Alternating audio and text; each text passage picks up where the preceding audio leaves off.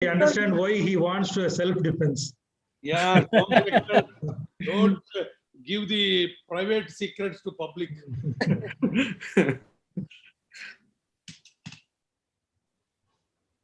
So we are live now, sir, on YouTube. Within 2 minutes, we are going to start. At 9:30 sharp, we'll start.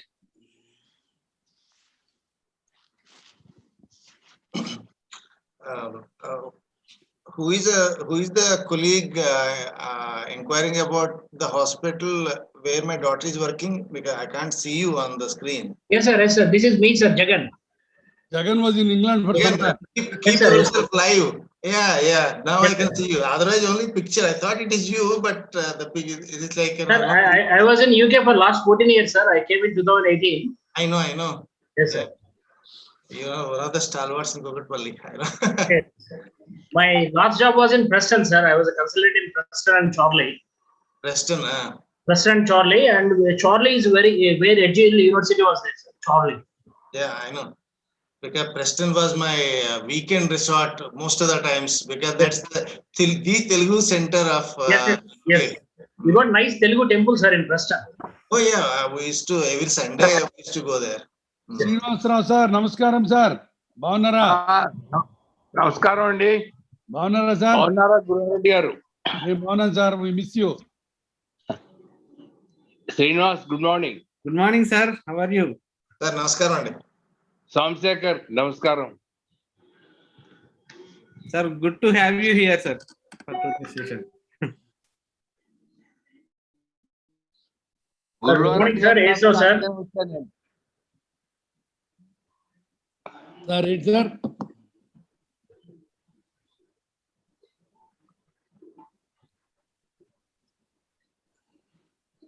Sir చూసి channel అయింది Srinivas sir అండి. Yes, sir. As రావు గారిని.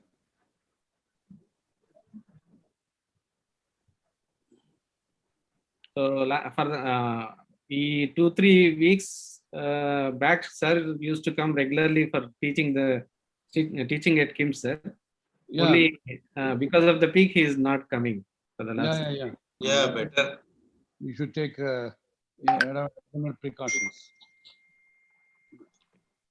Ashok, is this going through Ortho TV as well? Yes, sir. Yeah, right. Okay.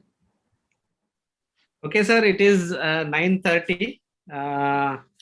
Good morning, everyone. Myself, Dr. Srinivas Kasha, Secretary, Twin Cities Orthopaedic Society, along with our President, Dr. Somashekar Reddy, who is President TCOS. We welcome you for today's program of the academics, that is Happiness Workshop on Orthopedic for Orthopedic Surgeons. Before we start, I'd like to request Dr. Somashekar sir to give a welcome message. Sir, over to you. Good morning, everybody, and thanks for joining us in this meeting. And with the difficulties of conducting any meeting, the TCOS, we are going like most of the meetings online, and perhaps the happiness meeting with Dr. Indira Pawan was the last physical meeting we had in Gandhi, and after that we have been, not very anywhere. And to start the meeting, I invite all the faculties, thanking them for joining us this morning.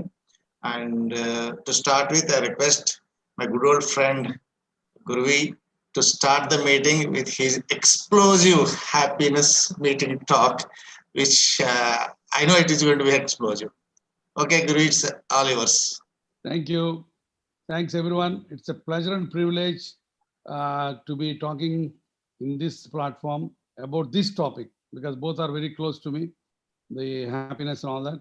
And I'm not here to teach you anything which you don't know already, but I'll just share how I live life happily.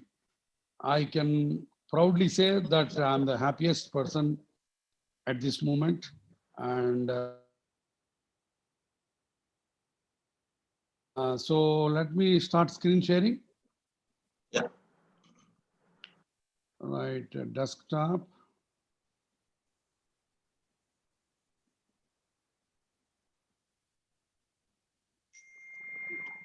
Can you see the slides? Yeah, just beginning. Yeah.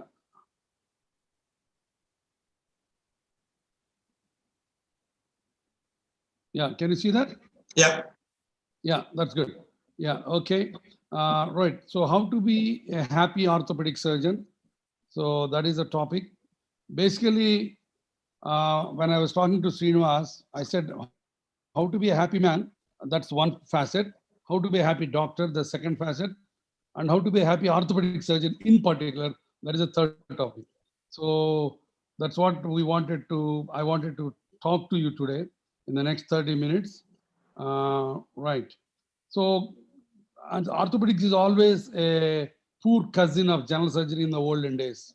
I remember our teachers and they all in a side ward with no much recognition in the hospital. They are all thinking, people used to think that they're all carpenters like that. Now, orthopedic surgery has become an art by itself. It's one of the most sought after in the most developed countries also. In America, if you want to be an orthopedic surgeon, you got to be in the top 5 percentile. So such is the beauty of it. And thanks to joint replacement and thanks to subspecialty spine, arthroscopy, trauma care. So many, almost 10 subspecialties have developed, making orthopedics as a beautiful art and science by itself. So I spent almost 4 decades in orthopedics, first as trainee in India, second as trainee in England, third as consultant, fourth as entrepreneur.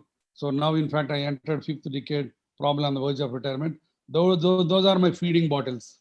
Now I'm on the ICU ventilator, which I can't show you now, but I gone beyond IV fluids. So Dalai Lama, I like this guy because he's got a beautiful smile and very, very fun, loving quotes. Once he was asked what surprised him most about the humanity, he answered the man, because he sacrifices his health in order to make money. Then he sacrifices money to recuperate his health. And then he's so anxious about the future that he does not enjoy the present. The result being that he does not live in the present or the future. He lives as if he is never going to die and then dies having never really lived. This is a beautiful quotation. If you read the essence, I'm sure you will read the whole life. As far as I'm concerned, these are the ways I divide my life. 3 E's, 4 G's, and 5 F's.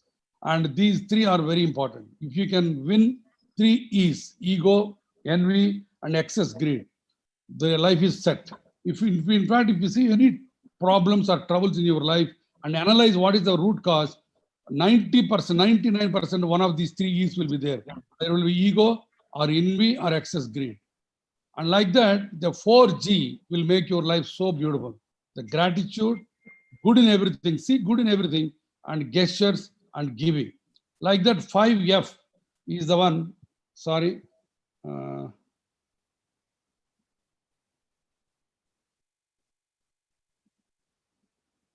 Can you see? I can't, okay, sorry, yeah. Right. So like that, if you see 5 F's, family, friends, food, fun, and focus. These 5 F's are great in keeping you as a happy man. So as I said, comparisons and expectations will bog you down in the life. If you can win them, then you're fine. We always compare. I got a Maruti car, that guy got a Mercedes Benz, and I got only 10 patients a day, that guy got 100 patients a day. Like these comparisons and expectations, these two have to be buried. For me, as far as I'm concerned, every day is a celebration. As I talk to you now, it's a celebration. It's a great privilege. So these are the 10 scientific ways to be happy. So we'll go one by one. Let us say, we'll start from here. Self-care, sports, exercise, community activities, family and relationships, friends and colleagues, religious, spiritual, and philosophical concern, hobbies and interests, future plans and projects, and job. So these are the, let us say, 8 segments in which your happiness will be obtained. As far as I'm concerned, I love pets. I keep always 2-3 dogs at my home. And I'm telling you, any guy who does not have a pet, please go and get a pet. When you are especially going into the second half of your life, the dogs or cats, whatever you like, those are the simple animals that will spread love, and they know only love, and they only know how to be faithful. And I love sunrises. And this is the way I start my day playing tennis with my family. So every one of us, if you want to feel happy, the first hour in the morning is crucial. How you start that 1 hour. Enjoy the sunrise and enjoy a game. It can be tennis, or it can be simple walking with a dog, or it can be simple strolling in the garden. Whatever is that, that first 1 hour sets the pace for the rest of the day. I'm not a great believer in God, but I don't say I'm an atheist, but I just pray to God just for 2 minutes, asking Him to give me the strength to serve the people and to get everything right in life. Whether the God is there or a Superman is there, I don't know. And that's what it is. As I said, sunrise and sunset, if you can't see that, you're losing a lot of things in life. First of all, love nature. That will add tremendous happiness in your life. And this is my roof terrace. And thanks to made in China, this mosquito curtains, I sleep 200 days or even 300 days a year, me and my wife on the terrace, enjoying the moonlight and enjoying the night gentle breeze. So you can see that there is a full moonlight on my terrace. So then family, friends, food and fun, I told you, these are important parts to keep you happy. First of all, let us start with the wife and marriage. A happy marriage is about three things: memories of togetherness, forgiveness of mistakes, and a promise to never give up on each other. So first of all, it all starts happiness with your wife. A man who has got a happy wife or a happy family is a happy man in the life as well. I'm an obstetrician husband, so I have to pay some price for that, but so it be it. Okay. Second point is very simple technique. So my wife is not here. I'm telling you, whatever she likes, you do it first, not the other way around. My wife likes carom board, so I try and act as though I also like carom board, and I spend time there with her. Okay. Never confront wife, my friends. If you confront wife, this is how he is going to read a book, How to Kill Your Husband by Cathy Lett. Very popular book. So don't give this chance to your wife. And family time. Always spend time. Don't, try to fill the time. You got to find the time. That is the most important. Whatever the family lays, at least quality hours is very important. That is my father there, and this is my family on a Sunday morning with our dogs having a breakfast in our house. So it's very, very important. You have to make a concrete steps, otherwise it won't happen, to spend time with the family. And again, the family is very, very important. And right, as I said, my son and daughter-in-law are enjoying their dinner. I intrude and I become like a Bommaril father. So I don't mind of that. Okay. Bommaril father, why I say is my son never hangs his clothes on the rack in the theaters, and I always do that. He doesn't change, I don't change. That is the way it is. My father, and I read a book to my father, and my father is with me. And I tell you, the youngsters, please spend time with your parents. Once gone, it will never come. The one thing I repent in my life is I could not spend time with my mother when she was active. And unfortunately, last 2 years, she was on the wheelchair with a stroke, and she doesn't know where she is. And by the time it was too late. So the one thing I repent in my life is I did not give enough time to my mother. That always will make me unhappy. Don't do that mistake. Please go to your parents, spend time with them. You don't need to talk to hours to them. Just stay there with them, hold their hands, and just spend time with them, looking into their eyes. And these happiest moments when I become grandfather, and I'm sure the family makes all the difference. So what I try to say is, for a happy man, the first fundamental is family. Now let us go to the friends. We all have got different friends. Friends are very, very important. Again, friendship is like a garden. It cannot be left like that. It has to be groomed. It has to be taken care. Otherwise, a lot of weeds will hollow. These are all my friends from medical college. I go to every annual trip. These are my orthopedic friends. You must be recognizing that is Bharat Modi from Baroda, Charan Patil from Bangalore, Vijay Bose from Chennai. We are great friends, families. Every year we go for a holiday. And it's like that you get, this is the families went to New Zealand last year. And this is the CEO club friends. We go to annual holiday every year. And again, you got to make efforts, as I said. When I go to America, 7 days, I visited 8 friends' place, just 3 hours, 4 hours. I just said hello to them and came back. These are the efforts and gestures which make friendship long lasting, and that will take time. They pull down these friends are so important. They pull down the blanket of age. These bloody friends never allow you to age. Talk to friends, dear. These are the doctors who cure you with words. Hindi mein the beautiful shairi is there. उम्र की चादर खींच कर उतार देते हैं, ये कमबख्त दोस्त कभी बुढ़ा नहीं होने देते हैं. दोस्तों से बातों किया करे जनाब, ये वो हकीम है जो उल्फाज से इलाज कर देते हैं. Wonderful things. What a good friend. There's always keep friendships. Those are the making happens in life. I maintain my old relationship. These are my school friends from my high school. Still they are there. This guy, in fact, works with me in Sunshine Hospital. He's my teacher in Arts College. So I still maintain relationships. The second F is food. Enjoy the food. Again, another one to make you happy. You may be having, like Krishna Kiran, if he's in this audience, he will not agree with this. He will say only intermittent diet and all that stuff. Okay, fair enough. Whatever food you do, enjoy the food. Food is one of the most important ingredients to make your life happier. I enjoy food everywhere. Pallilu, kobbar mokalu, mavidi pandu, and tati munjalu. All of these things I enjoy like anything in the world. Babai Hotel, I go to Vijayawada outskirts. I go to Babai Hotel exclusively for this. I don't drink. A lot of people think that drinking is part of happiness. If they feel that, so be it. I don't drink, but I get drunk on life. That is the most important thing. Another thing is I love books. Book reading is another important point to keep you happy. That is my library, and I like to read a lot of Urdu couplets and go to the different stations, or read books, develop some hobby or other. And music, you know that music is one of the easiest things to keep yourself happy. And now, thanks to Steve Jobs, that can be in your pocket and keep taking care of yourself. You need to develop 3 hobbies to keep you happy in the life. One to keep you creative, one to keep you in shape, one to make you money. So all these 3 hobbies should keep you going. And let the child within live forever. Don't let the child in your kill because you are a big orthopedic surgeon now. Humor everywhere. You find humor everywhere in yourself and surrounding you, you'll be the happiest person. If somebody asks me what is my biggest strength in life, I will say humor, humor, humor. I see everything in a very lighter vein that keeps me going. And make mistakes, my friends. Don't worry about that. Don't bother about perfectionism. Don't try to be 100 out of 100 correct every time. Mistakes are too good to happen. Sometimes you can do the same mistake again and again. These are all the different things I do even now, trying to do that. And you can see that I went for a holiday. Yeah, okay. Like a joker. People might think I'm a joker. But so be it. So be it. So be it. So like that. Wow. Okay. Clap at least for him. Okay. So like that trampolining and everything. So just be yourself. And dancing, you know that you have seen my dancing and all of you. So I don't have any problems with this. I don't have any shy about this. And now 4 Gs. Let us go to the 4 Gs.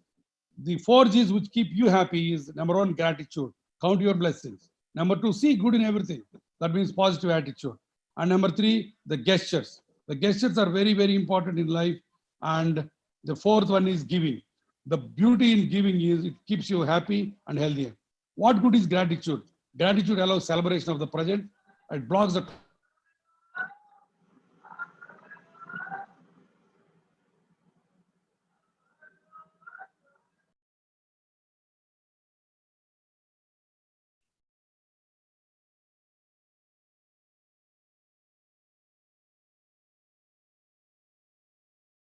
So it's not audible, sir.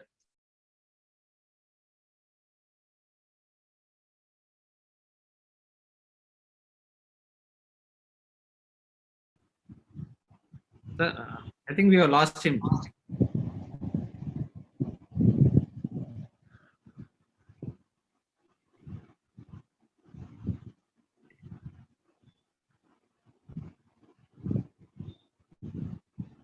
Yeah. Sir, we have lost you. Your voice is not audible. Now it is. Yes. You can see the slide? Yes. Yes. Yeah, okay. Right. People all who attended my operating theaters, they know I named my operating theaters under these Satish Kuti, Shastrulu, Bhaskar Rao, Vijay Bose.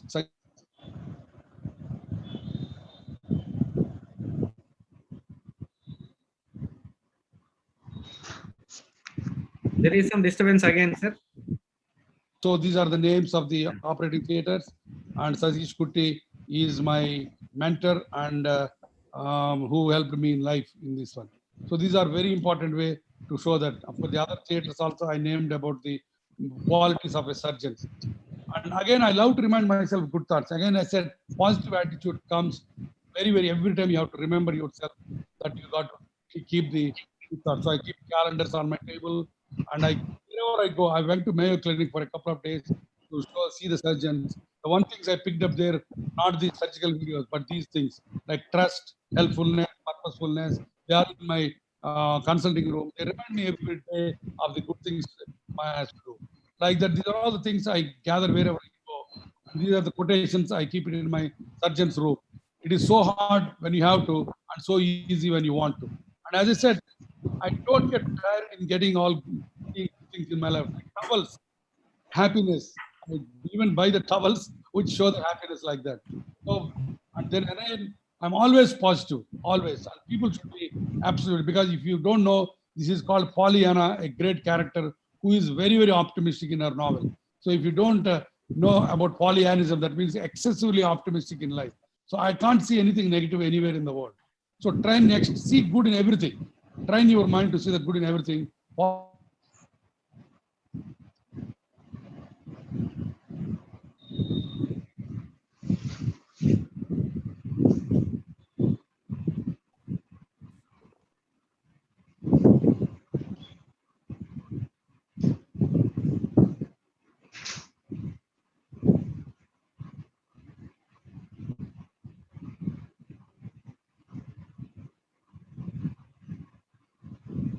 Sir, your voice is not audible again. Yeah. Now can you see me? Yes. We Yeah, can you hear me? you. We can Yeah. hear you. We cannot see you. But you lost the screen, right? Yeah. Can you see that? Yes, yes. We can see you, but not the screen. Oh, not the screen. What's happening? Mohit, can you mute everybody else? Yeah, there is some disturbance coming. Yeah. So, Mohit, can you mute Dr. Sudhakar Yelishala? Because I think. Srinivas, can you see me anything here? No, sir. You need to share. I can see you.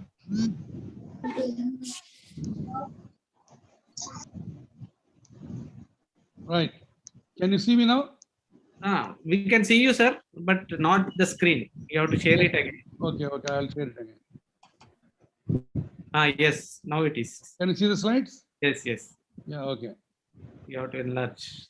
Yeah, I'm seeing that. Sorry. Can you see that? Yes. Yeah. Right. So what I was saying, the gratitude and seeing good in everything, that is very, very important.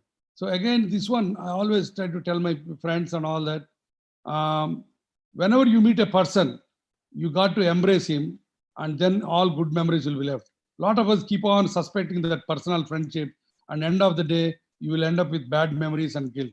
So always see the goodness in other people. And I always say help and forget. When you get help, always remember. And these are very, very important. Giving, as I said, pick up a day in your life, like a mother's birthday or father's birthday or something like that, and do something good on that day. Give something. These are all my mother's photos on the back. On my mother's death anniversary, I give saris to all the people in my hospital. So contributing to a good cause, always, as I said, community, and honor relationships and take care of the people working for you.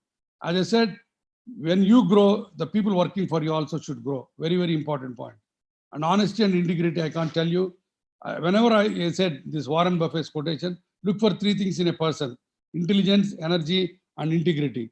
If somebody doesn't have a first two, don't even bother with the, if they don't have the last one, don't even bother with the first two.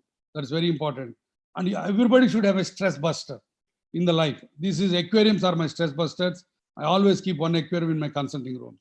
Eternal holiday mood, enjoy wherever it is, be with the nature. I told you, tranquil nature, nice book, good music. What else you want in life? And an important slide I wanted to share with you is this one. I don't believe any God man, but I love to listen to them, because satsangam is very important. That means meeting good people rather than the third grade idiots. And Sravanam, that means you keep listening to them.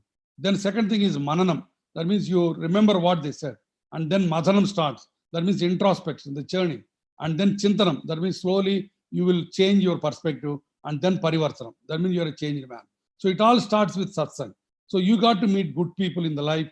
Don't give any place to the gossip mongers. Always meet the people. That's why the creative people always inspire me. It is not for selfies, but I get so much of confidence from them and inspiration from them. And 33% rule, very important for anyone who wants to be happy in life. Spend 1/3 of your time with people below you. These are people you can mentor and help, and you will feel good about yourself. Spend 1/3 with people on your level. These are mostly your friends and circle of influence. Spend 1/3 with the people 10 or 20 years ahead of you, because they will make you feel uncomfortable, and that's how you will grow. That's how it will drive you to achieve bigger things in life. And you should not hate anyone. There is no time for hatred, because there is so much of love in the world. You don't have time to share that love. Where is the time to hate somebody? That is very, very important. And now coming to the work. Now you have seen how to be a happy man. Now let us see how to be a happy doctor. If you every day, Monday morning, you are coming to the work like this, that means something is wrong with you, not with the world. So I'm sure a lot of us keep on doing this. What the hell is happening to it? No, you should be always positive. And for all the people here in the audience, private practice or even a practice wherever it is running on a conveyor belt. You should keep running to stay where you are.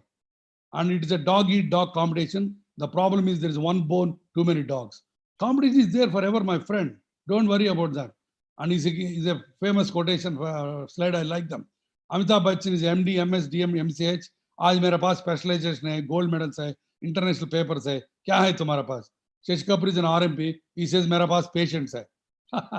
So then that is the crux of it. But don't worry, you will have your own patients. If you are responsible, if you are humility, recognize your own limitation, interest in people as interest other than medicine. So this is a very, very important slide. A successful, your altitude is dependent on your attitude. All this success and all that, this attitude is the most important, one of the bigger circles. I've seen brilliant surgeons of my own friends, colleagues, who could not make so much in life because of their attitude. That is what it is. Sometimes average guys also reach pinnacle of the heights because of the good attitude. So that is more important than ability, than anything else. Attitude, attitude, attitude. So the halo on the head needs to drop down just a few inches to become a nose around the neck. We all think we know everything. The day you feel that way, you are done. So be humble, learn every day as a doctor, as an orthopedic surgeon. Positive attitude, high emotional intelligence, always important.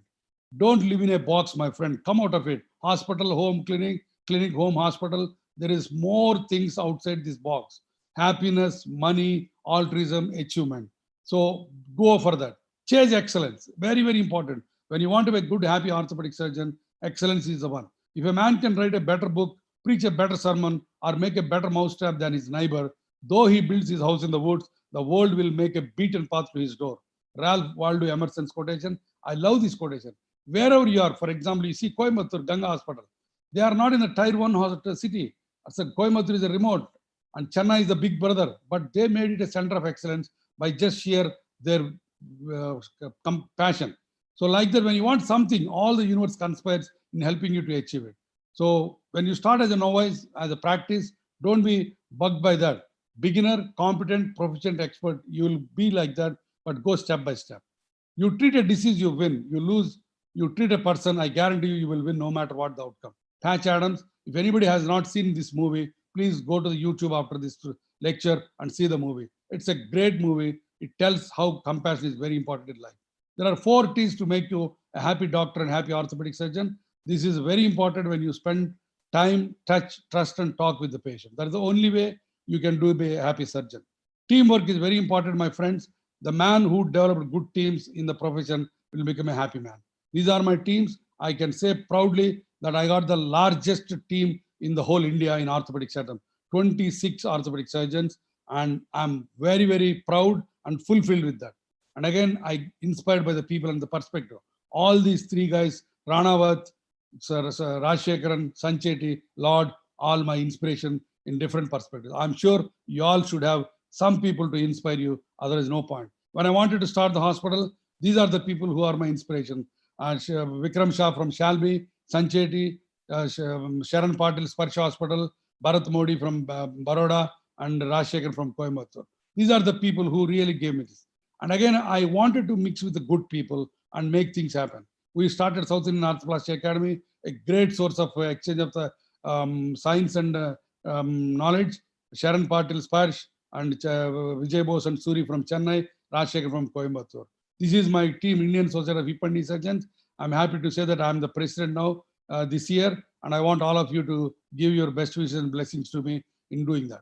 And again, happy orthopedic surgeon. How can you be? Accessibility, affordability, amicability, accountability, ability. All 5 A's you should develop, then you become an orthopedic surgeon. Good orthopedic surgeon, a happy orthopedic surgeon. You make the patient happy. There is nothing like a treating the patient now. It is pampering the patient. You pamper the patient, that patient will make you happy, man. Never put money as a primary goal. It is incidental, my friend. 2 important things. Do good to the patient. Every one of us do.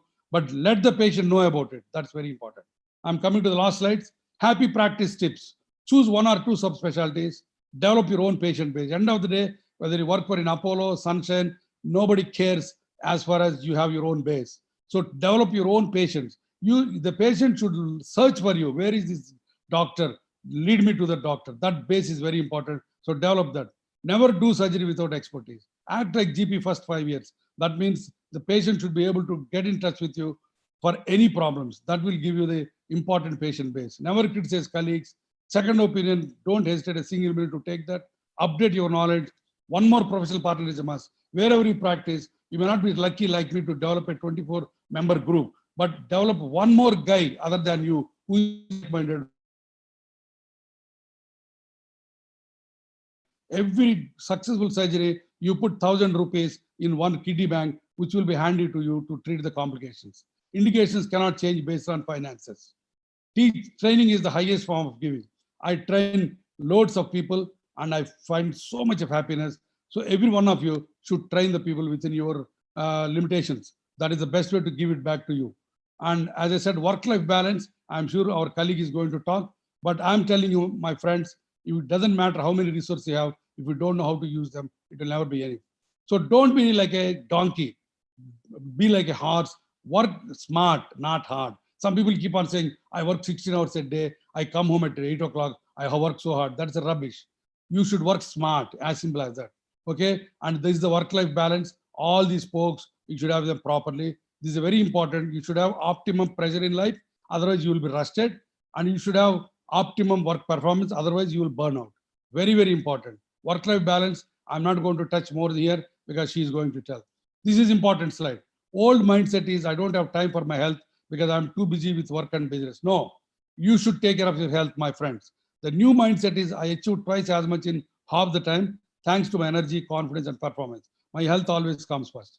So don't put this goal to become a workaholic in order to become filthy rich and emotionally dead. I'm telling you, my friends, no money will give you the happiness rather than contentment. So don't be like this. Never ever go into the life like this. Always, stress is not working 15 hours in a job you like. Stress is working 15 minutes in a job you dislike. And again, money is an important part, but don't run after money. You might think that this guy has got now crores and crores of rupees. He can talk to anything. No. When I could not afford a city bus ticket in Guntur also, I was happy man.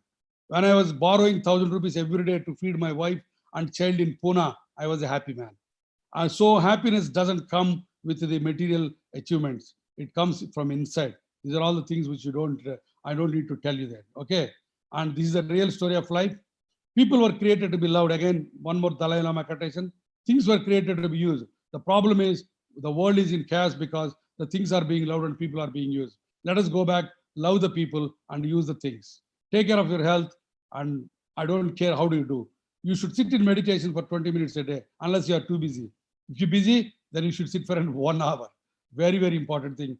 So what you love, what you are good at, what you are paid for, get into that.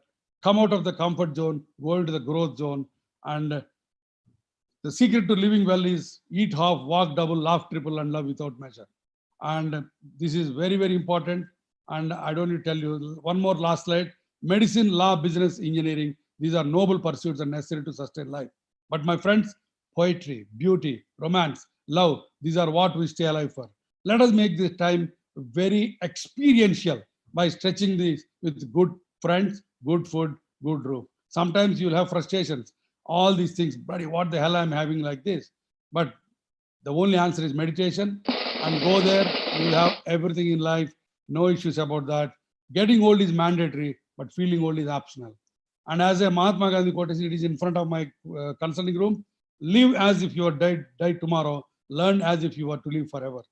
And I'm 62 now, I feel still young, because the definition is 62 years is still young. Sometimes you have to admit it's time to retire, no doubt about that.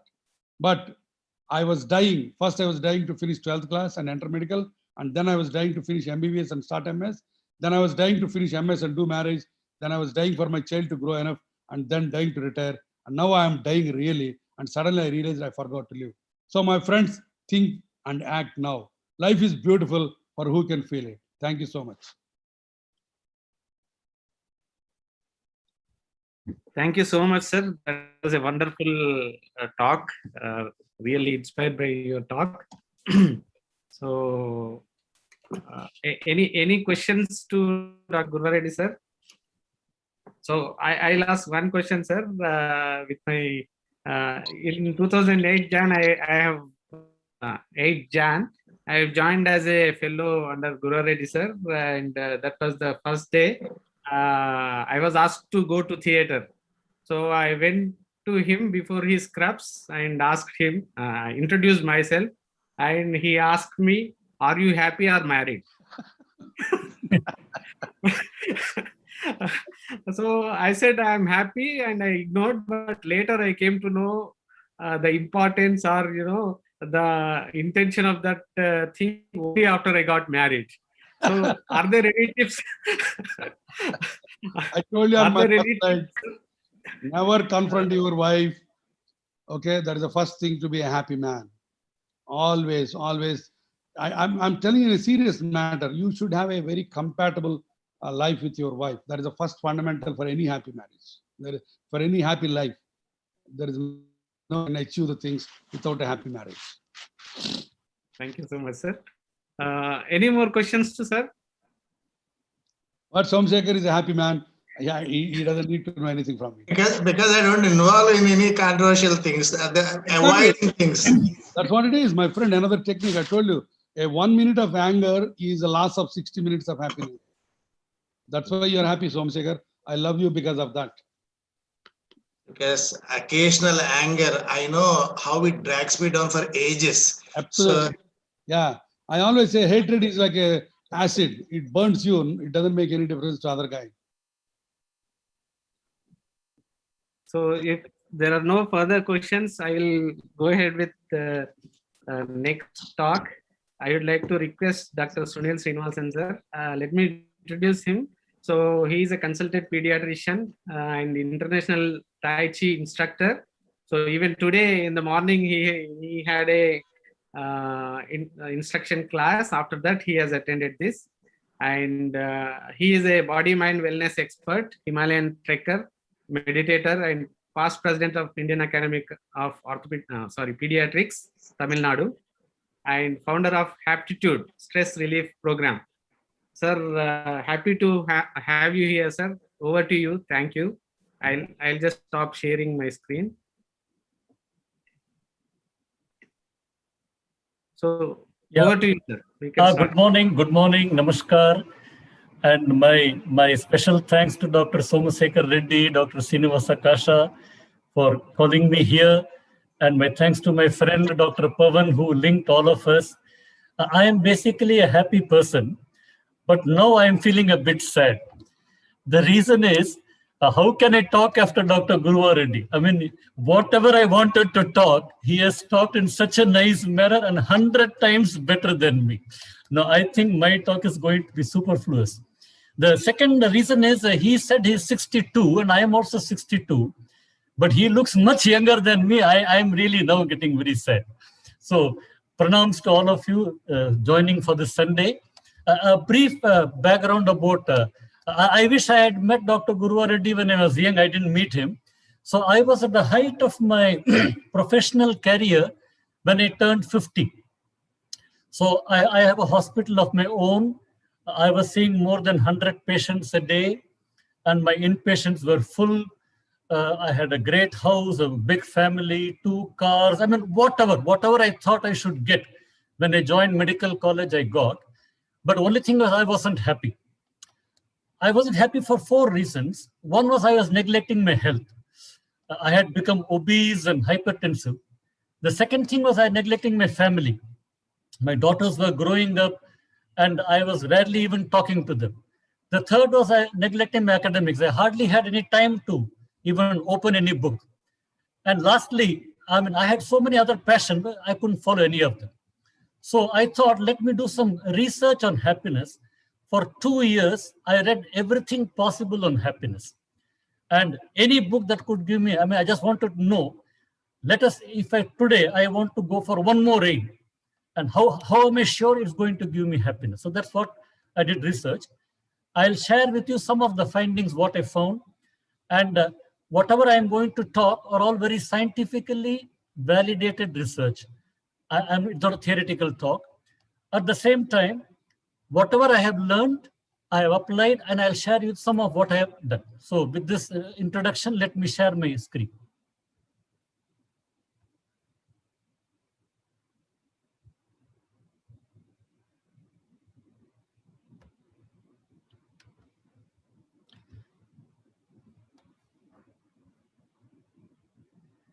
Yeah, it is only the late 90s. Surprisingly, only late 90s, a lot of university got very interested in happiness, and Harvard is one of them. And what they did was, they called everybody possible, anybody who could talk on happiness, neuroscientists, philosophers, engineers, computer professionals, you name it, even mothers, teachers, anybody who could talk on happiness, they called and did extremely wide range of research. And I'll take up only 4 questions today for this talk. Question number 1, can happiness be measured? Is it a subjective or objective? If it is subjective, there is no point discussing. It has to be an objective measurement, number 1. Number 2, why is happiness necessary? Is it necessary? If I am a sad person, does it matter? The third is, what does not cause happiness? And lastly, what causes happiness? So these are the 4 things we're going to discuss today. I told you many things will be repetition of what Dr. Guruva Reddy told. My apologies, but I'll try to make it slightly different. Yes. So let us take, today we can measure happiness. So I'm just showing a picture of the brain. And today, using either functional MRI or PET scan, happiness is a measurable thing. It's an objective thing. And what we have learned is, there's no happiness center in the brain. It's a circuit. And since happiness is an emotion, there's a happiness circuit all over. The limbic circuit is involved in so many connections with your prefrontal cortex, the sensory cortex, occipital. What it means is, the implication for us would be that, the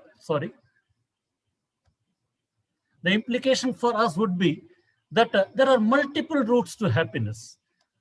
Not only visual, auditory, smell, so many things can be visual. So go for all involve all your senses. That is the idea. Most of us are only visual or auditory. Go for kinesthetic. Go for massages. One of the best way to be happy is massages. I don't know, Doctor, whether Guru already mentioned or not, but I've had a lot of massages, works wonderfully. Of course, short-lived, but go for so involve all your senses. Then what we have learned is, as we the happiness is a default state. When we are children, we are very happy. As we grow older, we become more scared, more anxious. So all those blue areas are all happiness, all those green, brown, all sadness. So happiness is a default state. I'm showing a picture of a happy brain and a sad brain. This is how the fMRI picture looks like. And you can see that the sad brain is almost twice as activated as happy. What does it mean? It means that if you lose, you're going to be twice as sad as you're happy. Let us say I gain 100 rupees, I am this happy. I lose 100 rupees, I am so sad. It is so disproportionate. So please remember, friends, don't lose anything. Don't lose your money. Dr. Paul is going to come very soon. Don't lose your money. Hello. Don't lose money. Don't lose friendship. Don't lose trust. Loss will affect you much more than gain. Okay, this is the happiest person in the world. His name is Matthew Ricard. You can Google this in Google, and he has a fMRI rating of about 95. Now, having seen Dr. Guruva Reddy, I think he must be about 100. That's what I see. But this is the official happiest person in the world. Matthew is a Buddhist monk. You can Google it. Yeah. And this is how his brain image looks like. He's got a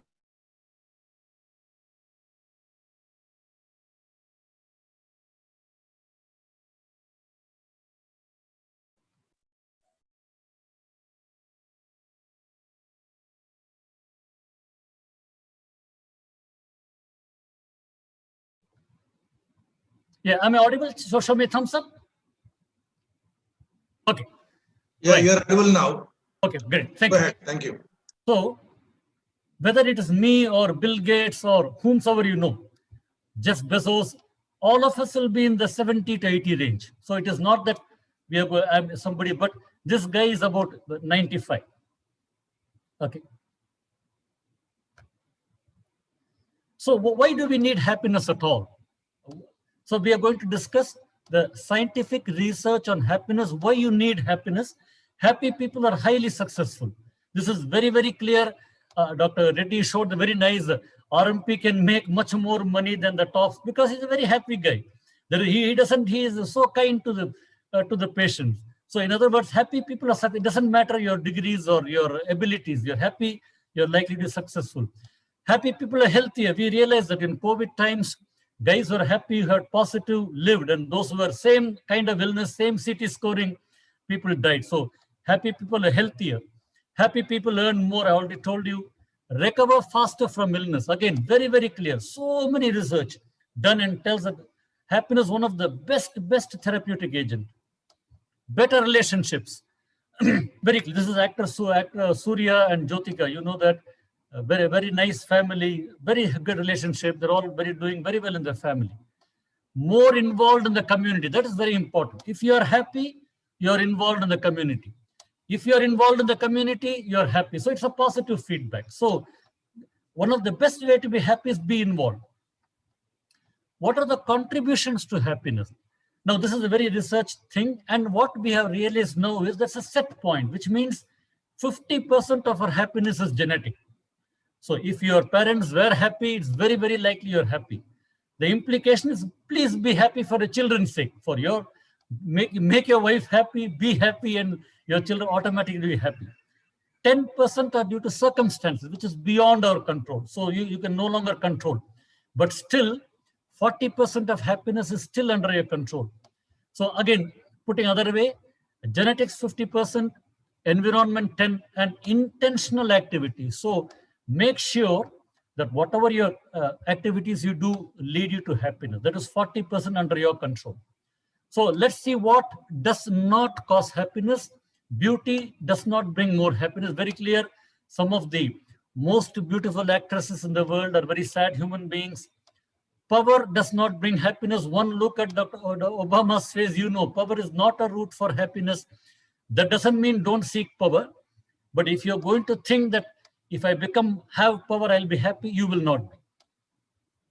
Education, very clear, whether you're LKG or PhD, has no correlation to happiness. What about fame? Fame does bring happiness for a very short period, not prolonged happy. So when A.R. Rahman got the Oscar, he very clearly deflected. He says all the fame goes to Lord. I'm not a part of it. So which means that's the right attitude towards fame. Fame is what somebody gets, some doesn't get. But don't worry, fame will not bring you happiness. So if there is one thing that I believe that we can achieve happiness is every day we pray, make me more ordinary, make me more ordinary. Nothing special. I'm an ordinary human being, but with extraordinary ability. You have this mantra, I'm an ordinary human being with extraordinary ability. You can achieve so much and be happy. Money. Money is very complex relationship. And my friend and Guruji, Dr. Korund, is going to talk all about money for half an hour. But what I would like to say, what research says is when your basic needs are met, like for example, whatever you feel basic needs, your food, clothing, and shelter, after that, any money is not going to bring you more happiness. You need money. Dr. Korundu will say lack of money is a cause of unhappiness. I fully agree with you. So don't hate money. But what I'm telling is don't think excess money is going to cause happiness. I'm also going to add one more very, very startling statement, and you'll be surprised why I'm making this. My request to each one of you, there are about 70 participants or 85 participants right now. Please try to make as much money as in your life as possible. So I'm telling two different statements, but that is my sincere wish. Please try to make as much money as possible. Only thing is, do what you like. You're an orthopedic surgeon, I know that is going to fetch you money. If you're happy with it, great. If you're not happy, go for your passion. For example, I have learned Tai Chi. I'm practicing for about 12 years. I teach. I do make money, not very much, but I love it. And teaching Tai Chi gives me so much happiness. So even if it's free, I don't mind. Even if I have got to pay for it, it's okay. I love teaching. Similarly, you may have passion. You may be artist. You may sing. You may whatever. So the mantra for today is monetize your passion.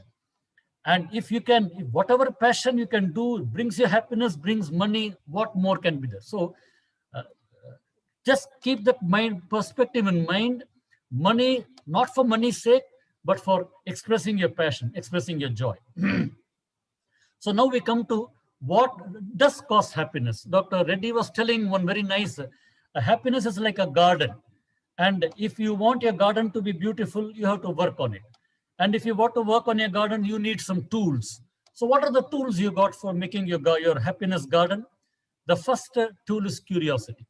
Curious people are never sad because there's always something to learn. Now, of late, I have developed a curiosity for quantum physics. I don't understand even 10% of what I read, but I subscribe to one of those the sites which gives me, every morning they gives me one feed about quantum physics. It's such a joy to read. Though I don't understand, I start my day reading about something new I have learned. Curiosity keeps you happy. Originality, yes. Whatever your original, as Thomas Belden says, if you're original, people will come to you. Open-mindedness, we all claim that we are open-minded, but when it comes to personal things, we are not that clear. So guy is open-minded, ready to accept anything, will be happy. Love of learning, I already told you. Perspective, that's a very important thing. You can change perspective.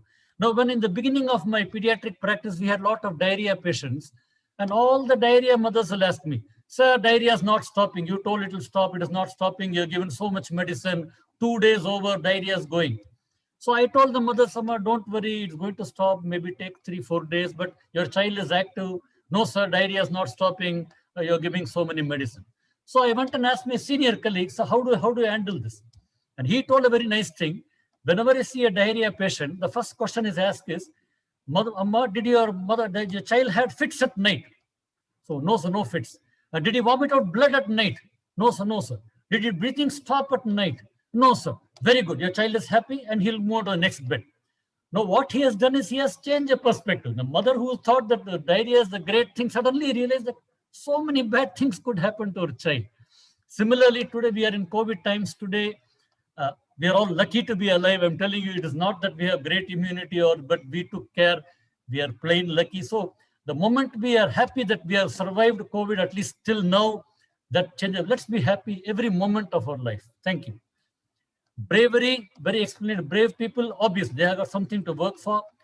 Persistent, that is one thing which separates happy from sad people. You start something, be persistent. Don't give up.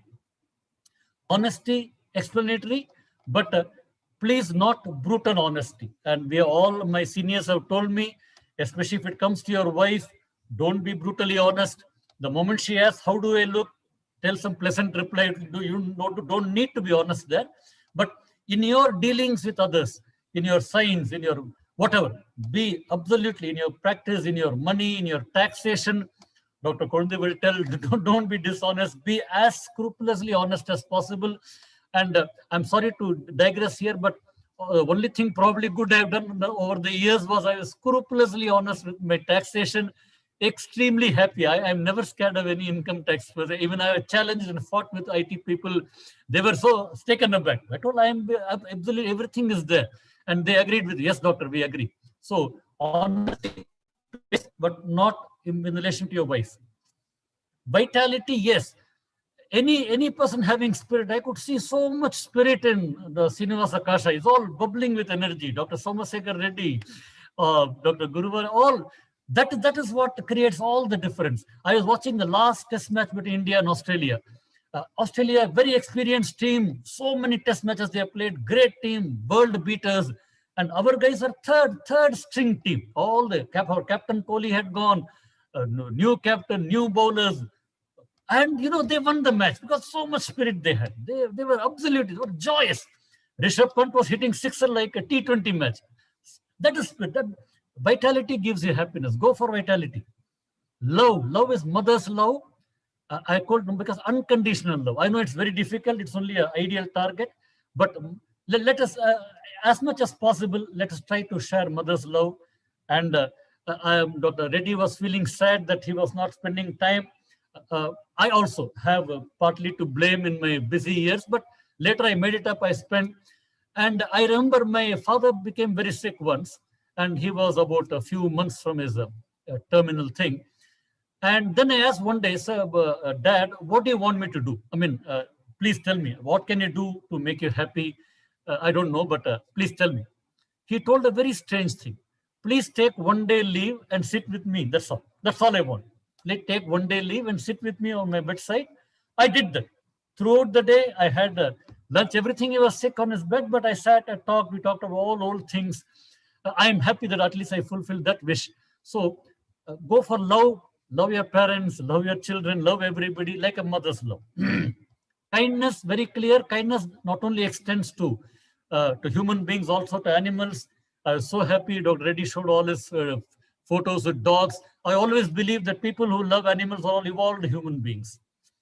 Social intelligence, very important. You can have so many things, but unless, what is intelligence? What it means? Networking. You should know whom to contact, whom to have, whom to be friend. Lot of successful people don't succeed because they lack this intelligence. Responsibility, yes, all of us owe responsibility. Let's do the best we can. Fairness and justice, easily understandable. Leadership, understandable. Forgiveness. Most families split not because of money issue, because of some minor thing. So let's be forgive. Let's forgive our younger generation. Humility, modesty, absolutely.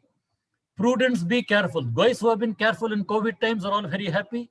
Self-control, very famous experiment done in Harvard. LKG students who had showed more self-control did much better in life.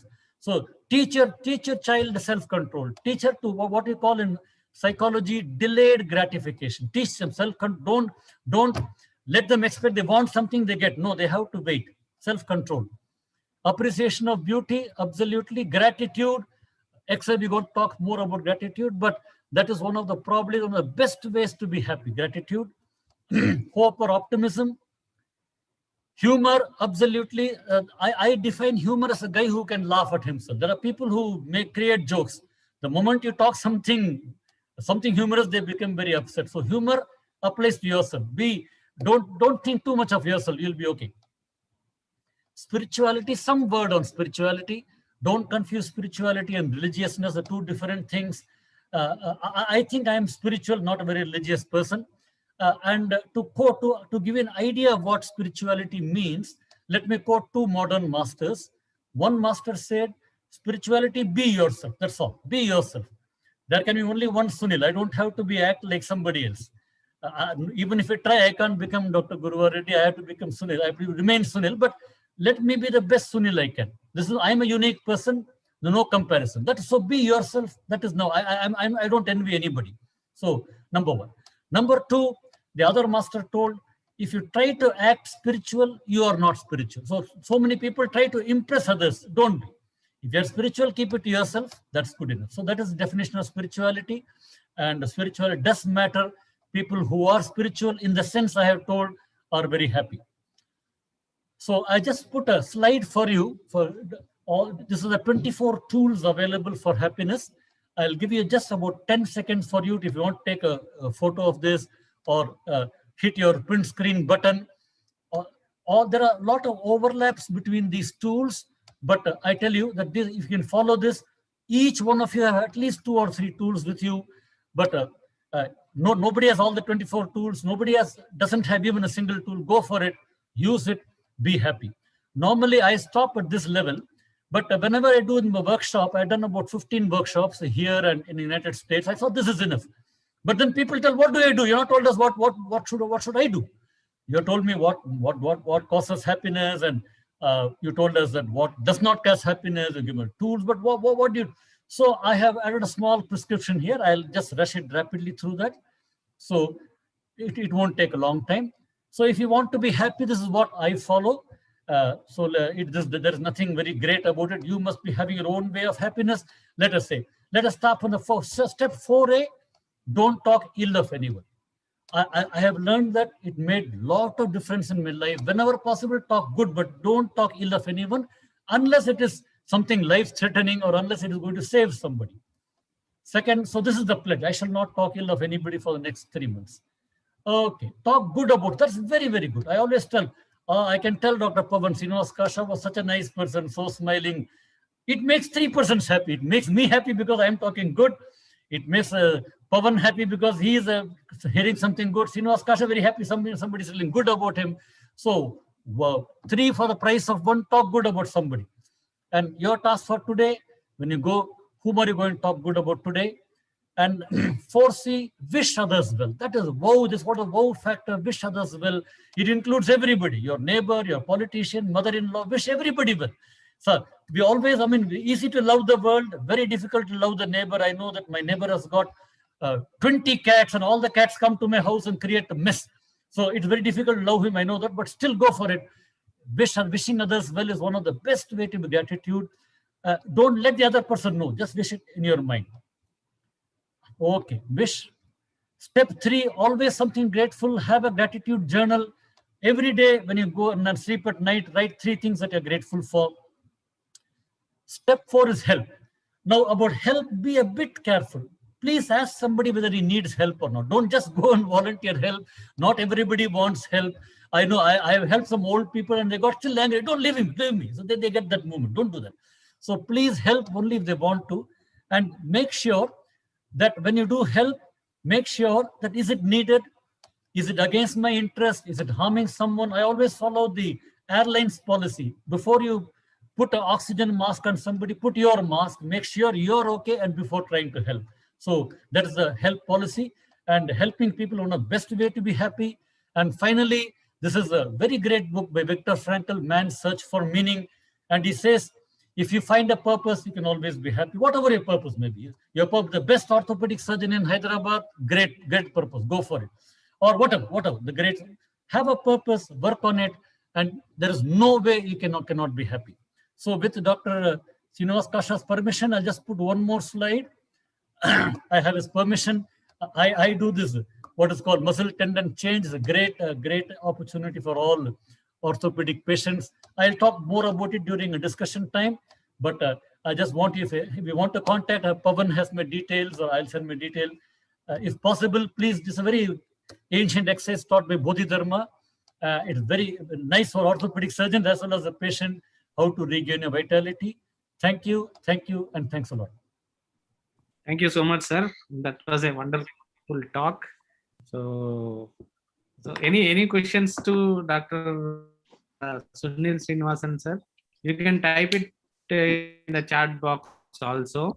Sunil, I will direct the question to Dr. Guru Reddy. If whatever comes to me, I'll direct it to him. Wonderful talk. A great talk. Yes. And you almost echoed my sentiments.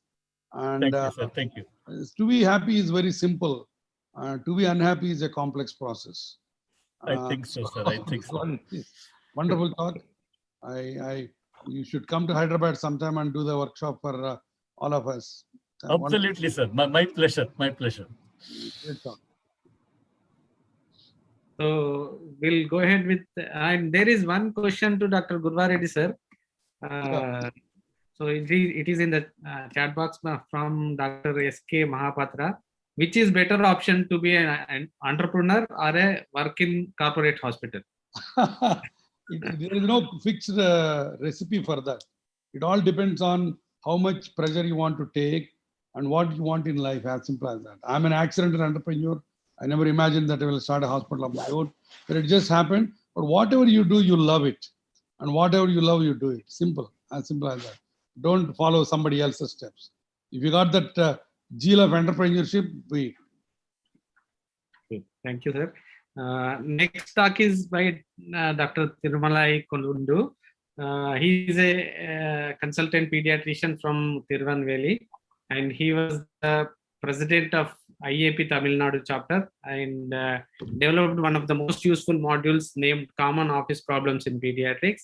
He is a financial wizard and has given numerous talks to enhance financial literacy among doctors. And he is the author of numerous books on wise investments and financial management, priced very reasonably in Amazon. You can also have an access to it. He practices what he preaches and meticulously plans his finances. And sir, welcome to you, sir. Yes, Over sir, to you. thank you. Thank you, sir. Thank you very much. I'm just stopping sharing that. You can start sharing, sir.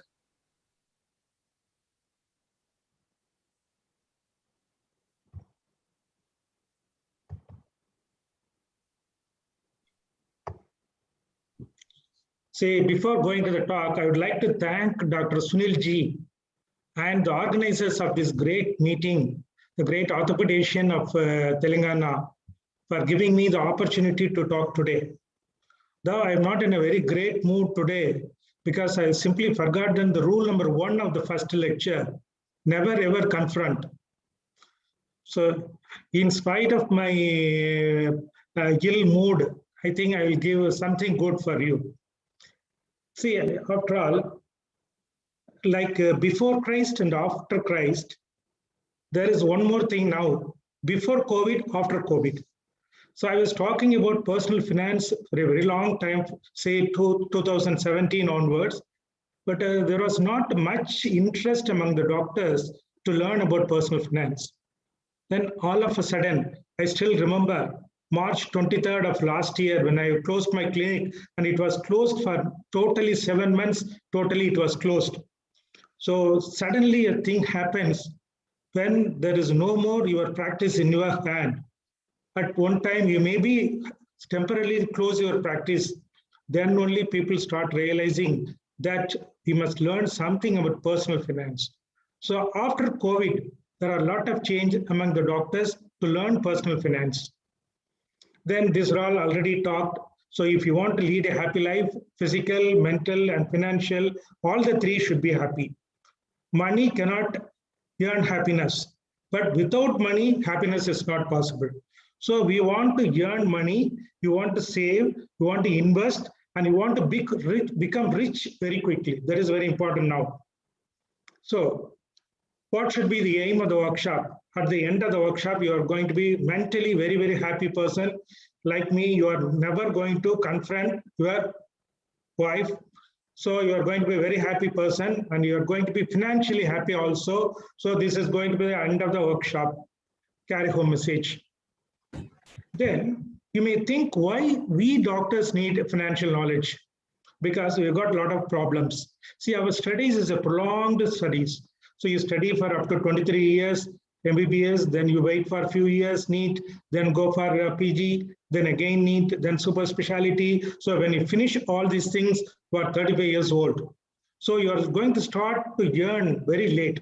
By the time IT engineer, he settles in US, and you would have earned 3-4 crores by that time. So you are starting to earn very late. Then if you are going to set up a hospital, it is unlike IT industry, you need a lot of capital. Continuous flow of capital is needed for a hospital. And nowadays there are a lot of rules and regulation. It is very difficult to run a small size or a medium sized hospital, leave alone the corporate. It is very difficult to run a small or medium sized hospital. Then everybody says doctors are getting more fees, more fees. No, we are the most underpaid people in the world. For example, I will tell you one thing. One multi-brand retail shop owner came to me to show his small daughter. And he suddenly put a question which I was astonished. Doctor, how much you are earning per day? I was very reluctant whether we are going to tell the amount which is he will think is very meager. I kept quiet.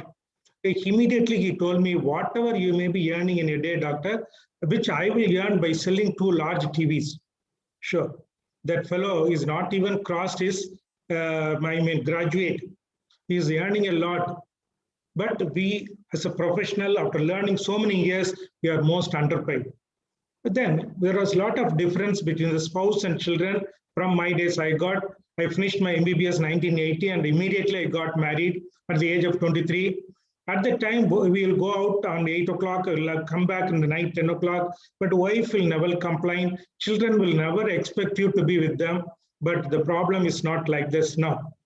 Your wife wants you to be with her by her side in the evenings. She wants you to give company, and children wants you to be with them always. So if you want all these things, and if you want to avoid burning out very quickly, you must earn, you must invest properly. You have to become rich quickly. So that is very important. You have to become rich quickly. Then, these are all the great lessons. COVID is a great financial teacher. It has given us three important lessons. One, clinic income should be one of the source of income, not the only source of income. So you need an alternative source. Second thing, everybody is saving, but how many are investing wisely? So investing wisely is more important than that. Third thing, if you see in the COVID time, the companies which are debt-free and cash-rich, net cash flow, the cash-rich companies, they survive better. Similarly, a person who is debt-free and cash-rich, he can survive any onslaught like COVID. So these are all the important lessons which we learned from COVID. Then, what should be the road to happy life? After all, this is a happiness workshop. What should be the road to happy life? First of all, you check for an alternative source of income, leave alone your clinic. Then you become rich quickly, at least if not rich, you become wealthy quickly. So financial independence you have to attain at an early age. What is financial independence? We'll see later. And everybody is enjoying life. Why not you be? Why should you work 24/7, all the 365 days? Why not you enjoy your life with your spouse, children, friends, and relatives? Why not? Why not you spend quality time with your family? So let us see, for everything, you have to earn money very quickly. That is very important. That will lead to your road of happy life. Then we are actually coming to the personal finance because we have to learn the art of making money. So personal finance is a coin with the two sides. Side one is the health creation. You are going to help create wealth. Second part is the wealth protection. So whatever wealth you have created, you are going to protect. Protection is very important than creation. So we are going to see both. Then we are going to see enter one by one wealth creation. So if you want to create wealth, basic things you have to understand. What is personal finance? Then how to plan. What is going to be your short-term goals, like buying a car, buying a house, or going for a foreign trip? These are all short-term goals. What are all your long-term goals? For children education, children marriage, your retirement, these are all long-term goals. So now you know what are all goals. For short-term goals, what investment you are going to do. For long-term goals, what investment you are going to do. So you're going to plan everything and you are going to start executing. But when you execute, it may not go according to your plan. So periodically you are going to monitor where you are standing and you have to adjust, make small adjustment in your investment. So this is the cardinal rule of wealth creation. Then, how to increase your revenue? So the very simple thing, you follow the three mantra. Number one, the money should earn money. So whatever money you earn should be employed. It should earn money. The money you earn should not sit idle. That should earn more money. Second thing, in the night you can take a good sleep, but your money should not sleep. Your money should be working all the 24 hours without any holiday. It should be earning more and more. Third thing, you should not keep your money idle for even a single day. If you keep 1 lakh rupee idle for 1 year, you are going to lose 6,000 rupees. So your money should never lie idle for even a single day. Then when you are going to invest, you are never think you are going to invest only in fixed deposit or post office scheme. You have to invest wisely. For that, you have to choose mutual fund. Then it is not possible to start a hospital or a business for everyone. But in spite of that, we are going to enter into multiple business. See, I am a owner of a great paint company. I am a owner of Asian Paints. I am owner of an automobile company, Maruti Suzuki. So I am holding all these shares. So I am the owner of these business. So you are going to enter into business. Then loan is a great problematic thing which will drain all your income. So you are going to reorganize your loans and you are going to take care in this part also. We'll see one by one. If I take 3 more minutes, kindly bear with me. Then what are the steps to become wealthy? First of all, you have to understand some basics for anything, even in our profession. Unless you understand the basics, you are not going to be a successful practitioner. Similarly, understand some basics, invest wisely, invest in business. So these 3 things are the third to be wealthy. Then let us see what are all the basic things. First, know your assets and liabilities, power of compounding, why you should start to save earlier, how to budget your income, what is the role of a financial advisor, then finally, what do you mean by financial independence? These 3 basic things, if you know, the personal finance is over. So you will see one by one. What do you mean by assets and liabilities? You've got a car, you've got a cash, FD, GPF, EPF, gold, jewelries, mutual fund shares, all these things you are having are all assets. Similarly, you are having a lot of loans. You've got car loan, housing loan, personal loan, credit card loan, so many loans are there. These are all liability. And at any given point of time, your asset should be more than your liability. At any point of time, if your liability is more than your asset, there is a great sword is hanging on your head. You have to be very, very, very careful. So if that is your liability is more, immediately approach to a personal financial consultant. You keep all the everything in order. Then, what do you mean by power of compounding?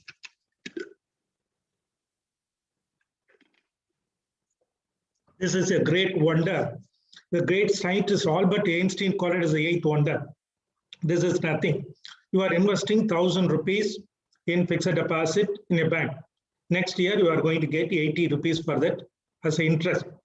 So second year, you are going to invest 1,080 rupees in the fixed deposit because it's a continuous process. So the second year, you are going to get the interest for 1,080 rupees. So as year goes on, your money is getting compounded and the returns from your money is going to increase. Let us see with a small example. If you are going to invest 15,000 rupees every month for 15 years, and you are going to invest it something which gives 15% interest, total amount which you have saved is 27 lakhs. That 27 lakhs is going to become 1 crore. Same thing, instead of 15 years, if you are going to save it for 30 years, see, as long as the years are increasing, compounding will increase. So you are saving for 30 years. So 54 lakhs now, it is going to, you are saving only 54 lakhs, double that. But instead of 1 crore, you are going to get a corpus of 10 crores. So that is the magic of compounding. So more number of years you are saving, whatever may be the saving method, you are going to be benefited. Then why you should start to save earlier? See the small picture A and B. A at the age of 25, B at 35, and A is saving 10,000, B is 15,000. Both are investing only at 15%, something that gives 15%. After 55 years, they are investing, and totally both are investing only 36. They are saving only 36 lakhs. But what happened to the corpus? A has started to save 10 years earlier. His corpus is 7 crores. B has started 10 years later. That too, he is saving more, 5,000 more. In spite of that, he is getting only 3 crores. So that is the importance why you have to start to save earlier in your life. Then, while you are saving and investing, never forget this thing. Whatever manner you can invest, but the post-tax return should be the inflation. So inflation is 6% now. If you are going to put your money in a fixed deposit, after paying income tax at a higher slab, your interest is going to be only 3.5%. So what is going to happen? Your 100 rupees next year, it is going to become 97.5 rupees. So your money is degrowing. So if at all you want the money not to degrow, you must invest in something which is going to give post-tax returns more than the inflation. It should be more than 6% post-tax returns. Then, what is the role of budgeting? Is a very small rule. Carry home pay is there. First, take away the 20% of the carry home pay as savings and 50% for all essential of your housing. And 30% you have to live a happy life. A foreign travel or just traveling somewhere to Simla or somewhere, you want to go to the hotel. So you want to enjoy life. For that, you allot 30%. So this is a simple rule of budgeting. Then what is the role of a financial advisor? See, it is a complicated subject. Personal finance is a complicated one. So many times we don't advise self-medication. Here also self-medication will be dangerous sometimes. You can have a very good financial advisor. He will do all this asset viability matching, what are all your goals, how to save, reorganize your loan, all these things will help. Only thing, it is very difficult to find a good financial advisor. See, selecting a financial advisor unbiased, no vested interest, or it should be qualified person. If somebody is employed, for example, if you catch a person who is working in HDFC, he will be just advising you to invest only in HDFC. So it should be unbiased one. So if you are lucky to get a good financial advisor like this, your job will be very easy. Then finally, we are coming to financial independence. See, you have got income and you have got an expense. Beyond expense, you are saving, creating assets. From the assets, you are getting more income. At the same time, you are getting liabilities like loans and other things for which you are paying EMI interest that is adding to the expense. If the income from your assets can take care of your expense, even there is no job for you, you quit your job today, your assets can take care of your expense. That means you are wealthy and you have attained financial independence. And you try to attain financial independence at least by the age of 55. After 55, you have to retire. Retirement means you don't go to work, not that way. You should not do your work for the sake of earning money. You can go to the work for professional satisfaction, but not for sole purpose of earning money. So you should attain financial independence at the age of 55. That is very important. Then if you can attain financial independence at an early age, you can enjoy life. You can go for second honeymoon, either the same wife or with a different person. You can enjoy life. And the greatest enjoyment for any person is spending time with the grandchildren. It's a wonderful time. Then we are going into the wealth creation option. I will not go into very details. I will touch upon, I will go. See, road to wealth, there are 5 options for us. One is mutual fund, shares, fixed income securities, gold, real estate. Only after all, there is 5. We can invest our money only in these 5 routes. We'll see one by one. Mutual fund is one great thing because if you want to invest in shares, you need a lot of, you have to read a lot. You need a lot of knowledge. You have to update your knowledge. Without adequate knowledge, it's very difficult to invest in shares because you may end up in trouble. But as far as mutual fund is concerned, somebody is sitting there as a called fund manager. That fellow will be reading instead of you. So he will take the decision when to invest in a particular share, when to come out of the share. So mutual fund is a good investment. So I invest in mutual fund. I get returns of between 12 to 15% returns steadily, and because I've seen 4 decades. So I'm getting a steady income of 12 to 15% in mutual fund. But the only important thing is that you have to know a few things about this. It is a long-term investment of at least 7 to 10 years. Then never put your lump sum money in a mutual fund. Always put every month some amount which is called systematic investment plan.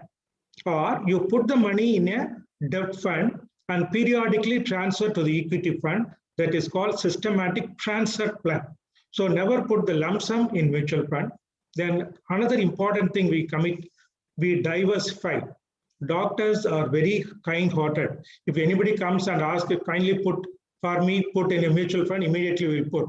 So you'll be having 20, 34 mutual funds in our portfolio. Never, never, never. You should never have more than 5 to 7 funds. Always go for an open-ended fund. There is IT benefit also. This is my way of investing, not your way. It is my way of investing. I got only this much fund: large cap fund 1, index fund 1, large and mid cap 1, flexi cap 1, mid cap fund 1, and ELSS. Previously, I was investing in ELSS. Now I stopped because the housing loan principle is taking care of ATC benefit. So I am not investing now in ELSS. So these are all the best funds available at present. So I don't say these are all best funds. These are all funds which I have invested. Then world of shares, you go for world of shares.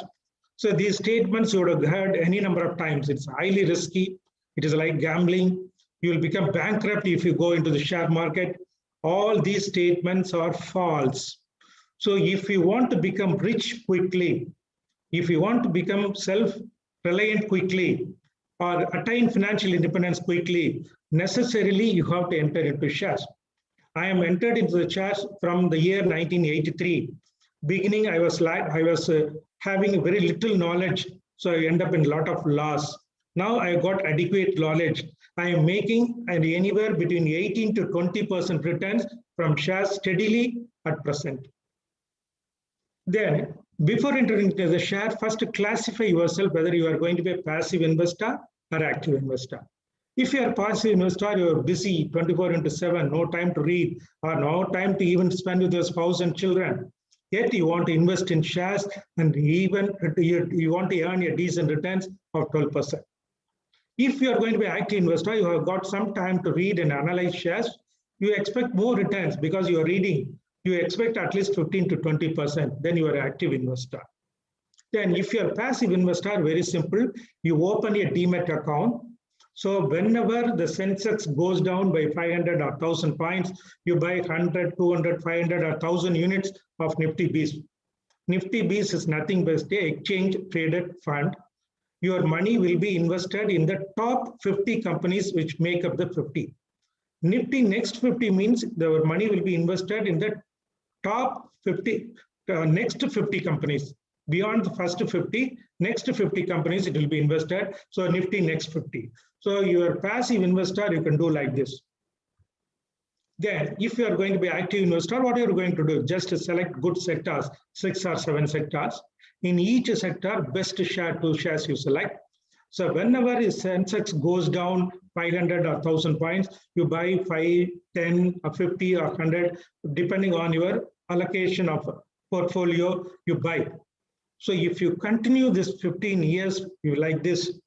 If you're not becoming rich, you can ask me. This is a definite way to become a rich. Then I will not go much. Fixed income securities, they are all like bank FD, post office schemes, debt funds are there. These are all so many things are there. This is very suitable for elderly retired people because very low, you are going to get very low interest. Bank is going to give after all 5% interest. Only thing up to 5 lakhs, your money is insured if you put in a bank deposit. Post office scheme, you can get 1% more. I would like to stress 1 or 2 points here. All of you should open a PPF account because PPF has got ATC benefit, number 1. Number 2, the interest from PPF is tax-free. Similarly, Suganya Samriddhi Yojana is for a girl child of less than 10 years. Here also your interest is tax-free. So there is only 2 tax-free options for us. One is PPF, another is Suganya Samriddhi Yojana. Similarly, for senior citizen, there are 2 good schemes.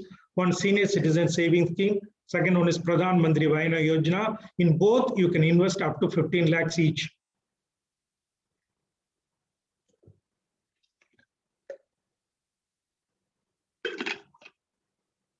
Gold. Never buy the ornamental gold as investment.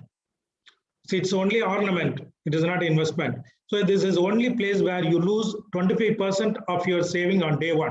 For example, you are going and buying 4 sovereigns of gold, jewelry. You are going to pay money for 5 sovereigns of making charge and wastage. So on day 1, you are losing 25%. So ornamental gold is only for our spouse and children.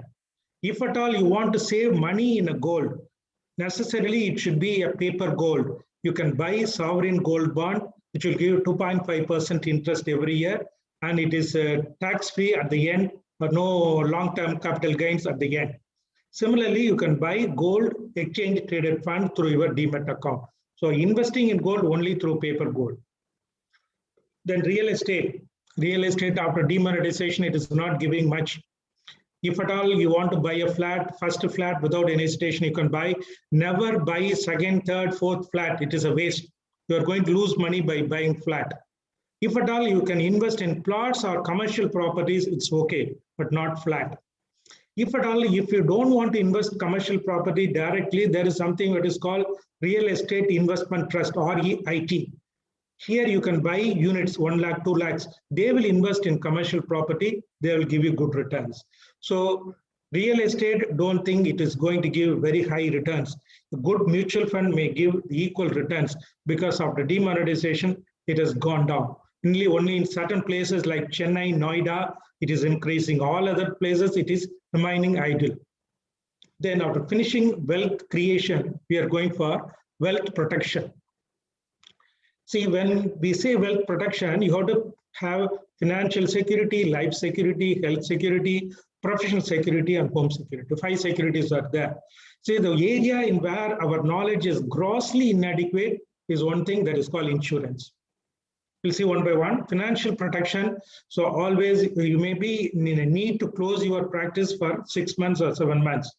So always keep 6 months of your expense as a liquid cash. You can invest that money in a liquid fund, which will give you 5%. But if you want the money, we can take back the money within 1 working day. So you can, instead of keeping it idle in a SB account, you can invest that emergency money in a liquid fund. Second thing, life security. There are a lot of plans are there like endowment policy, money back, invest and get more money. Though so many policies are there, all the policies are waste. So if at all you are going for a life insurance, take only term insurance. That to 10 to 15 times of your annual income plus your liabilities to take term insurance. Never confuse insurance with investment. Insurance is only security, it is not investment. Don't confuse these two. Health security, COVID again taught the importance of health insurance. So everyone should have a health insurance at least for 10 lakhs as a family floater, which will include your spouse, children, and your parents. And you can top it up with 15 lakhs. So minimum 10 plus 15, 25 lakhs, you must have health insurance. And I need not talk about professional security, especially orthopedic surgeons, they need more of a security, and indemnity insurance you have to take for more amount. Then house protection for a very small amount, and Andhra, Telangana are very famous for a lot of cyclones. So necessarily you have to take a house insurance for a very small amount. Then we are coming to the final part. We have to reorganize your debt. Debt is one of the greatest thing which takes away our lot of income. So just to see the slide, then you will understand. For example, you are taking a loan for 1 crore to buy a house. Naturally, you will take a loan period as the longest period only will take. That is one wrong thing. So when you take a loan, take the loan for the shortest period. Second thing, if you want to pre-close your loan, do it in the initial first half. Because during the initial first half of the loan, you will be paying more interest. For example, 10,000 EMI, it will be 9,500 will be interest, only 500 will be principal during the early stage. But in the later stage of your loan repayment, your principal will be 9,500, interest will be 500. So this will switch like this. So if at all you want to close your loan, premature closure, do it in the earlier part, never do it in the later part, because you are only paying the principal at that time. Then if you are going to keep the loan for 25 years, for a loan of 1 crore, you are going to pay 2.7 crores. For 1 crore, you are paying 1.7 crores interest. So, okay, how to remodel our EMI? Very simple. You have got a 20 years period loan. Just increase the EMI by 5%. Your 20 years loan will end by 12 years. You increase the EMI every year by 10%. Your 20 years loan will end by 9 years. If somebody has offered you a loan for 11.75, another person is telling you that I can give you for 9.9%, and the remaining loan period is 18 years. Just switch over from this fellow to that fellow.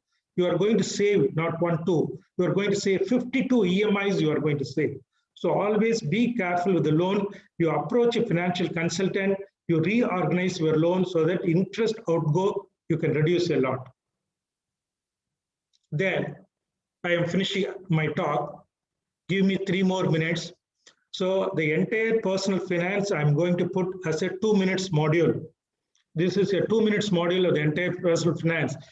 The one thing which is not here is, first thing which you have to do, 6 months of your expense, you save as in SB account or in the liquid fund. You keep as an emergency money.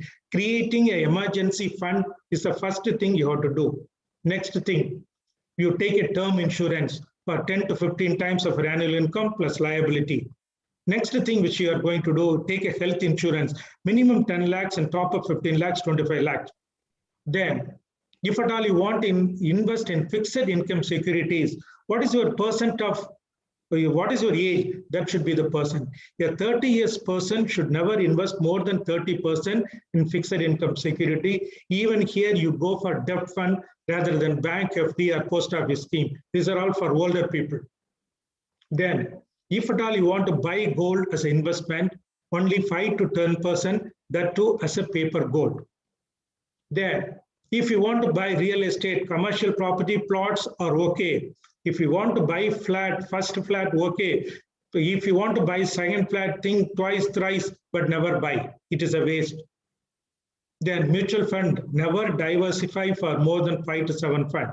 You keep your fund only 5 to 7. Then, if you want to invest in share, if you are a passive investor, you buy Nifty Bs whenever Sensex falls. If you are an active investor, select best 20 companies. Whenever share market is going down, you buy.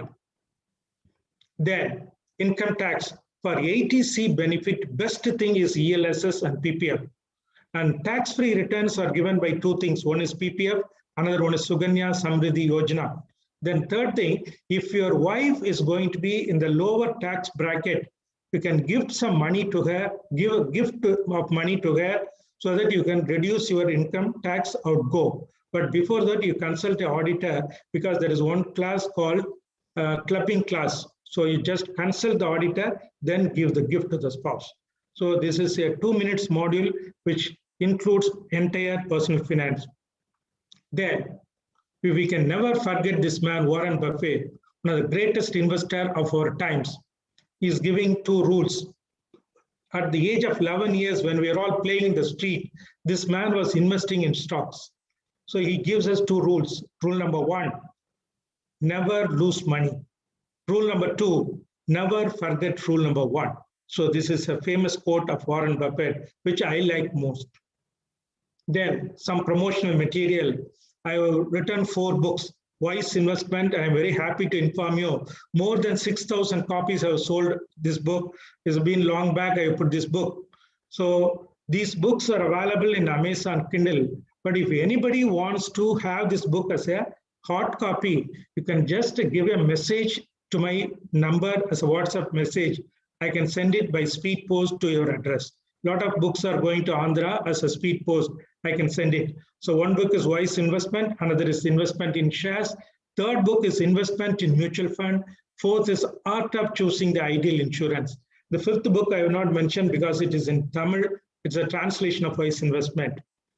Then, this is a final slide. If you are going to take the aim properly, you are going to miss the target.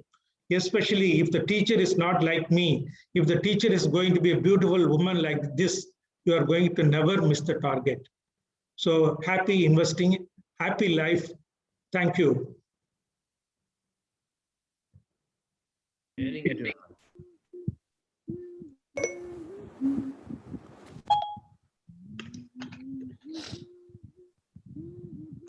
Srinivas, unmute. Thank you so much, sir. Sorry. That was a wonderful talk, and we are really enlightened by your financial expertise. Any questions to Dr. Tirumalai? No questions, sir. Only appreciation. I was wondering why did I not meet you 10 years back? As you rightly said, I created a lot of value, but I did not protect. Probably I should have met you long back. But wonderful talk, very, very relevant and very, very down to earth, which is relevant to the doctors. And I'm sure doctors are the worst investors and the worst financial planners. Very few people will be saving. But it is a very great lecture, sir. Wonderful. And you rightly quoted that I rather cry when I don't have the money. I rather cry in a BMW than on a cycle. Yes, sir. Yes, sir. I have not quoted that particular thing because everybody is talking about happiness. I don't know whether the money is happiness. Oh, sir. I'm not, No doubt, but I always say that money is a good servant but a bad master. yes, sir. Sure. Yeah, wonderful, sir. The way you said, it's a beautiful way, and especially that money should never sleep. When you are sleeping, money should make some more money. That's a wonderful statement, and very well taken. Thank you. Thank you very much, sir. Thank you, sir. We'll go ahead with the next talk by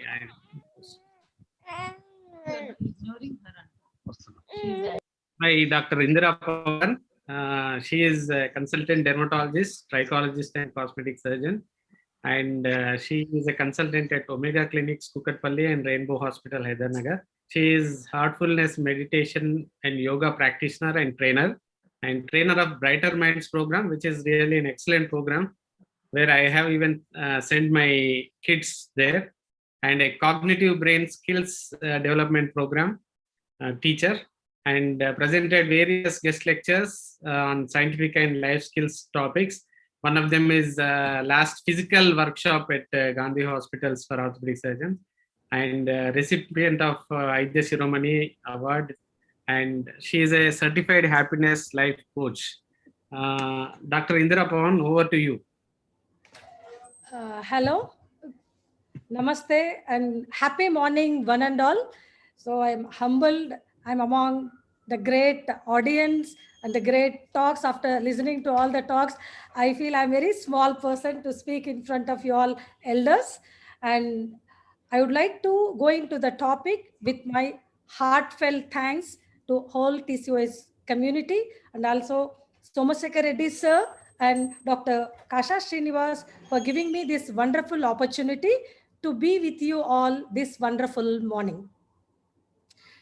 Today's topic being the meditation, how it is going to play the master key role to our happiness. When we look into the happiness, after listening to all these talks, it's a very huge, bigger dimension. And when we deeply go into the perspective of happiness, we see that the happiness is something, is this external or internal? So all the talks, they say that like when my, like all the external things, like the family life is going ahead well, and then my finances are going well, and then everything like academic career is going ahead, my practice is encore, and we are performing excellently, then we all are happy. So something goes wrong. What happens then to the happiness, right? So this we come across in our daily day-to-day lives. So we routinely see that. So I'm able to share my screen, just a second.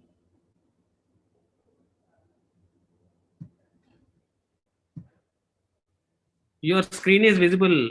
Yeah. Indira. Yeah, it's not going to the next slide. Okay. Okay. So just a second. I think you're stuck somewhere. Parthu. So when we look into these aspects, so since I'm addressing to the orthopedic community, so you will be dealing with a lot of complicated surgeries. So when something goes wrong, some medical legal issue happens, how we feel? We feel so bad, right? So how to cope up these things?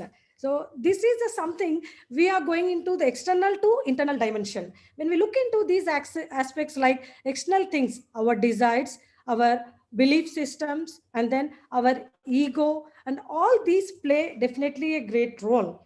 So when we are taking, for example, so what makes us, I would like to ask the audience, what really makes us happy? Is that something external? The stimulus is external or internal? Can anybody answer? Like you can put in your chat box. Right. So let me share one story. So suppose one day you are like going to a long drive in your very high-end posh car, luxury car. Then suddenly you met with an accident where there is no fall from your side. Somebody comes and hits you. All your car gets damaged. So you get, how do you feel? Everybody feels angry, furious, and then you get out of the car and go you want to fight with that fellow with lot of anger, bad emotions. You get out of the car and then you go there. You see your friend, the school buddy who you have lost contact very long time back. So what happens now? The anger emotion is just vanishing, right? So this example, simple example, gives us the clue where the happiness is being manifested. Can anybody reply? Is that the external stimulus which is creating happiness or the internal stimulus? Yes. So most of the times we see that the external stimuli definitely plays a role in our happiness. Since today's workshop, we have seen that we'll do our financial planning, we do invest our funds, everything. Still, somewhere after excellent planning also, something may go down. These are the times of Corona where a lot of financial instability is there. And sometimes we are very good, we are balancing everything in the family. So unknowingly, like without our fault, something may go wrong. Then how we are going to balance this internal? When we are moving from this external dimension towards the internal dimension, so what is that which keeps us happy in every moment where the things are going the away from our routine? So let's see.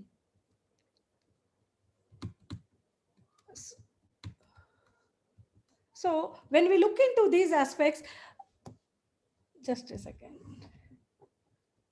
I'm not able to share. Yeah. So when we see the deities sitting here, Lord Shiva, and then Guru Nanak, and then Lord Jesus, and Gautama Buddha, and Lord Sri Krishna. So what do you see? So there is a blissful smile on their faces. So all these religious and spiritual leaders, what they did for their inner happiness, we clearly see that they are meditating, right? If we take the examples of Gautama Buddha had everything in his life, right? He was a prince, a king, and then he had a beautiful family, and he had everything. He has a compassionate family, and still he went out in search of something. That is, where is this internal key? Where is this happiness? He was in search of something, and he found it in the meditation. So let's see what creates really our happiness. When we look into the human perspective, we all from the medical background, we all read about the anatomy and all. We know how the human constitution is made. Like we studied in our first year of MBBS, like anatomy and all. Let's see into the perspective of the human body. When we look into the spiritually, when we look into that, we have a physical body. We all know our body. So that is made up of flesh, bones, blood, cells, and all. So still deeper inside, we have a subtle body that is made up of our mind predominantly. Let me make a humble effort to introduce you to this concept, like what's there inside us. And then we all know the life force energy, that is our life, what we call as when somebody is dead, some life force energy is leaving the body, which makes it dead. So this is something we can compare this with a mobile phone. In the mobile phone, we have the phone. We can compare that with the physical body. And then the chip, whatever the 4G or the 3G SIM you have, that can be, which has the program in that. Depending on that, it keeps functioning. That can be compared with our mental body. And then the deep core, the energy, that is the causal body. So every life on this earth, whether you take the trees or the animals, pet animals, everything has this physical body, and then the subtle body, and then this. The difference between the human beings and us is this mental body, where it is constituted by the four components, that is consciousness, that is our awareness, what we think, what we feel and all, and our mind, how we think, the regulation of the mind, and then the expansion of this consciousness, and our intellect, the buddhi, that is, and then ego, like ahankar, with what we identify ourselves. So this subtle body is something which is different in the human beings, in the animals and the trees. So whole key of happiness is here in this mind and the subtle body, and causal body is the Atman. Some people call it as spirit, soul, or Karana Sharir, whatever it is. So when we are looking into the happiness meditation, where let's look into the science of happiness. This meditation is going to help us to work on the subtle body. When we are meditating, it's a simple process. Just like we sit in front of the mirror and we look at ourselves. So we'll be able to see us in the meditation, like what we feel, what we are thinking and all. So when the process of meditation, the consciousness keeps evolving from the human consciousness to the divine consciousness, where we start feeling the presence of the divine in each and every life around us. And coming to the mind, when we are meditating on a regular basis, our mind thoughts gets regulated, focused, and then from thinking we shift to feeling. What we feel in our heart, we'll be aware of our thoughts. We all know that the thoughts are energy, and when we are thinking so many thoughts in a day, around 50,000 thoughts we think, and then in a minute around 20 to 30. So when a person starts regularly meditating, then our mind starts focusing on our thoughts. Slowly we start identifying our negative thoughts and then keep shifting towards the positivity. The resilience starts increasing. That's the help we get with the meditation. And coming to the intellect, the buddhi, it evolves, and our intellect, we move from intuition and towards the wisdom. And coming to the ego, most of the time what happens, why we are unhappy, we have like inflated egos, we are not okay with what people are doing and all, then this plays a role. So slowly over the time, when we are regularly meditating, we become more humble, we become a loving and compassionate human being. So let's focus this main component, that is the mind, as we have shared in the story. So it is whatever the external stimulus may be. So still we have to balance our internal dimension of happiness. Corona may come and go, and even after this we may get many more challenges. Our finances may collapse. Unfortunately, sometimes our family, we may lose a family member or whatever it is. Like in those tough times, how we are able to stay internally connected, how we are able to maintain this internal happiness, that is the thing we are going to learn today. So coming to the aspect of mind, we all know every human being, even during our sleep states, sometimes we keep thinking. That's what we remember in the form of dreams. So I want to share today with you all how much ever the external things, still it is possible to be happy in every situation, provided we are able to have a regulated mind. So and a conscious awareness of these thoughts, observing, understanding that the thoughts are nothing but the energy. Every thought we are creating and generating, it is creating one energy field around us. If we are creating negative thoughts, that energy, negative energy which we are creating, first impacts our own cells, and next it the people around us, our close family members, our peers, our friends, and the closer community. So if we work at this level, start being positive, creating positive happy thoughts, then we ourselves can be happy and keep the people around us happy. We all know we should be compassionate, we all know we should plan finances, we all know we should listen to our spouse. Still sometimes something happens and we are not able to balance that. Why? Means our mind is not in our control. Let's see why it happens. So we all come from different backgrounds. We are so fortunate enough that we are born in this era where everything is fine. And the people, some people like who are born, for example, you take Afghanistan, where lot of gun firing is there, terrorism is there. So there, the children, the small children who are grown, they are being grown in the negative environment where lot of hatred, lot of negativity is being fed. So the purity is same. Every soul is pure and divine. Over the time, with the environment, with the the influence of the growing up environment, we keep adding some impressions in our mind which condition our behavior. For example, you have seen here an empty glass. You're like, the moment the turbidity is increasing, so from innocent to purity, the way it is, the clear glass is becoming filled with the turbid liquid and all. So over the time, as the time passes in our life, because of our past experiences, and then lots of things, conditioning, environment, epigenetics, whatever it is, so we keep on adding these impressions and impurities. I would like to take an analogy here. So we have seen the lanterns which have the light, completely clean and clear lantern, new lantern, where complete light is being transmitted outside.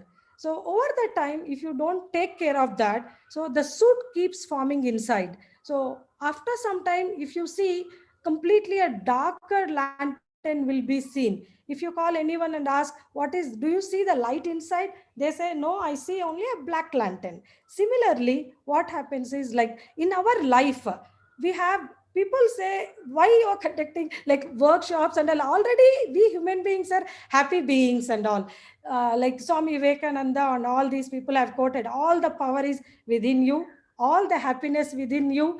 And then why we are not able to feel that happiness if it is really within us?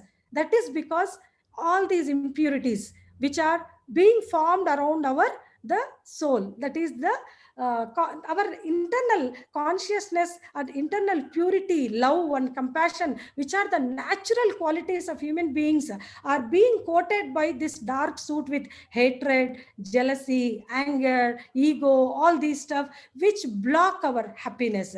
So the simple clue is, the moment you start cleaning this lantern from inside, then there is light and love which is there in our hearts.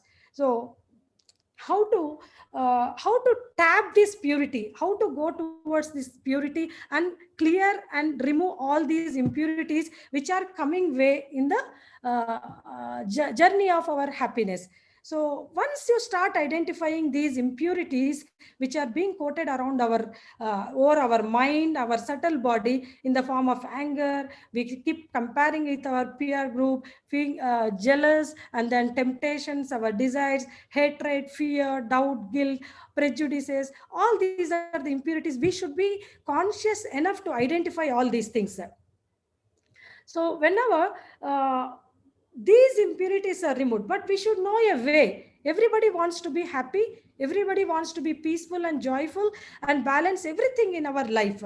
But sometimes we don't know the way. There should be a way how to clear these impurities. So meditation comes here as a powerful tool to clear all these things. It's nothing but, as Sir said, Guru Reddy Sir has said, every human being has to start their day with meditation. So it doesn't take 20 to 30 minutes. You can sit 15 minutes. You can sit. Meditation is a process, nothing but simply sitting, closing your eyes and observing with your awareness what is your thought process, what you are thinking, and then slowly shifting towards the truth that there is already happiness in our hearts. There is already love, compassion, patience, and everything. So which leads to a lot of humility, simplicity. We start accepting everybody in our life, and we lead a disciplined, mannered life where with lot of power, regulated mind gives us lot of power and helps us. Let's see.